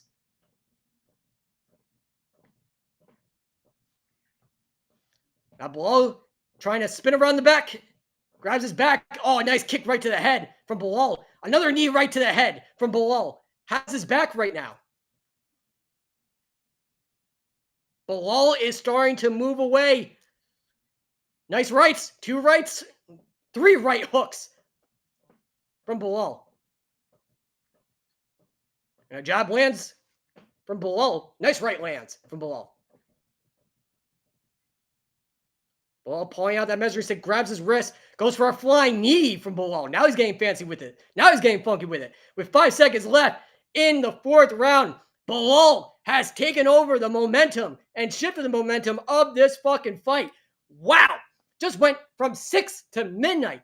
I think now Belal is in control heading into the 5th and final round. Wow. Let the best man win for Cajon Live. Rockin' boy. Belal haters are pro-genocide. Belal is a warrior from Woodlouse. Remember who the fuck you are from Alex Mendez. It's 2-2. Andy says it's 2-2.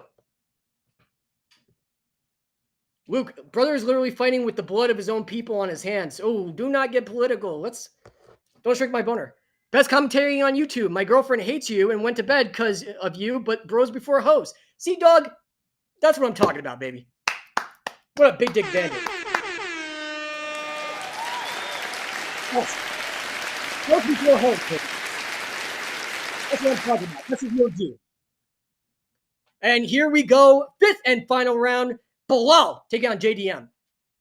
Why does your girlfriend hate me? I just bring up my wiener and your wiener like every 2 minutes. And don't forget to turn your snag off before bed. You're going to wake up drenched in pussy. Here we go. Final round. 2 jabs land. Both these guys, right, left hook from JDM. Belal taking the center. A straight right lands. Belal with 2 strikes of his own.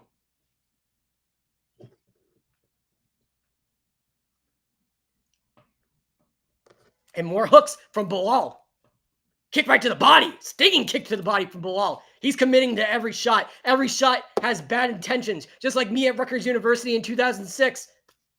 I also peeked on the 50-yard line afterwards. But every shot has a bad intention behind it. And an inside low kick, it follows up with a left and a right. And it circles away from JDM. JDM trying to take back momentum in his fight. Belal throws a right hook. Kick right to the body from JDM. 2 hooks, 3 hooks from JDM. And stinging lefts and a right with JDM. Great angles, great foot movement. Becoming a moving target for Belal. Big flying knee from JDM. Oh, a big right! And Belal fires back with a right of his own. A lot of blood on the face of Belal. But Belal is still firing back. A left and a right. A 1-2 from Belal. Shoots for a double leg takedown. High on a double leg. Beautiful takedown. Excellent. And completes that takedown. Huge takedown from Belal. Now Belal is on top in half guard. That was fucking huge. That's what she said. That was fucking huge. Wow. Belal on top right now in half guard. Brandon Kuros, let's fucking go. I'm a Rutgers guy. Let's fucking go. Class of 2020. Congratulations, motherfucker. I actually have an office on Wall Street, so if you ever need an internship or a job, give me a call. We work in finance. Fucking love Rutgers. Scarlet Knights, baby. More ground and pound from Belal. More elbows.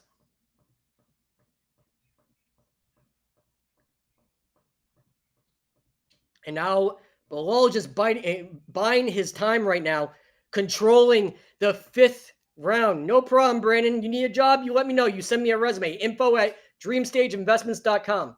Run 2 companies and also the UFC shit, obviously, and that I'm doing. But nevertheless, you guys need a job? Fucking hit me up. Send me a resume. I'll take a look at it. Work in the great world of fucking finance. And Belal is still circling Jack. Belal, rather. Thank you very much, Sadar. More elbows. Dirty boxing from both of these guys. Both these guys just close quarters combat right now.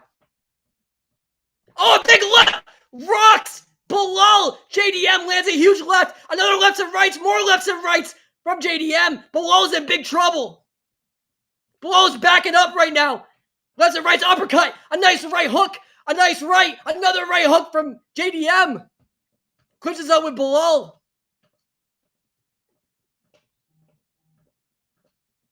Backs him up right against the cage. Go RU, baby. You're the man. Oh, JDM, spins him and Belal now on top. Just dumps him. Now Belal's on top again of JDM with a minute to go. Belal is on top. JDM is trying to go out the back door.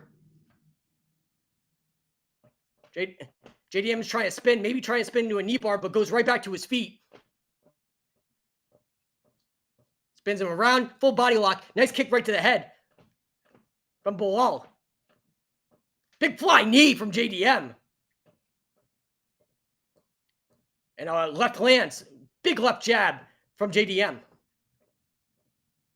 Lefts and rights, more lefts and rights. Another uppercut. Oh, a right rocks. Belal is busted up right now. He's in big trouble. Kick right to the body. JDM has to turn on the burners. Oh, a nice left hook, right hook from JDM. Who is going to win this fight? An uppercut and a right hook from Belal. Another right hook lands from Belal. A left hook lands from Belal. And it is all over. Holy shit. I am fucking spent. Guys, I don't know who you are. Leave a comment. Holy shit. Wow. Azar 4K, yo, that was a freaking war. Fuck yeah, man. Joshua McGick says, new champion, JDM. JDM for the win from Cujo. No way Belal won from Market Minds. MMA Pro plays golf. JDM 49-46. 3 rounds of 2 for Belal from Abdullah Amutari. Mika and me, camel piss drinking Belal. And still from Bacho RMA. 48-47 for Belal from Khalid Taha. Man, I don't know. Do not know. Velvet Thunder, the guy with the gloves won. Holy shit, how'd you guess that? You motorboating son of a bitch, you old sailor you. Ariel Huani beats Jose Aldo, crazy. Kaboom from Neanderthal. Love you, Neanderthal. My boy. Big Dick Bandits. Carlton Howard, Jack won. 3-2 JDM. Jack won, hell yeah, bad time from Kano Gomez. Belal needs the MBF belt. Most boring fighter from gaming. Holy shit. You old sailor you from GB. You just become best friends? Investors? Possibly you. 3 big boons from Belal from humble artists. Joe Rogan just died. Damn, again? Wait, guys. Okay, hold your boners. Hold your erections. It's now time for the official judge's decision. Okay, everybody, please. All right, let's just collective drum roll, please, asshole. Who won this fight? Who won this fight? ADM wins this fight by decision. ADM and new champion of the world. Wow. Brings home beautiful Australia another belt. Another one. Well, those Aussies know how to fucking scrap. I'll tell you that much. These Aussies are fucking tough as balls. Bulk is my bedtime hero, and fucking JDM is close to it. Wow. Belal, a great performance. He will be back. But JDM, his game was tighter than my ex-girlfriend and Tupac and Sugar 94. Nevertheless, boys and girls, tune in for the official post-fight press conference of UFC 315 on YouTube and also UFC Fight Pass and ESPN. My name is David Potter, the big fan of all combat sports. Follow me on Instagram, David Potter ID. Shoot me a message and I'll follow you right back. Also, Fight World Live on Amazon Prime, #1 in the world. Watch our show. And also, tune in next month. I'm in fucking Newark, baby. UFC. And this summer is my WWE I'm gonna be fucking working SummerSlam. So, fuck yeah, I'm keeping very, very busy. So, all my bros and hoes in different area codes, this is David Potter, big fan of all combat sports. You guys are fucking awesome, and I'll see you next time. Peace!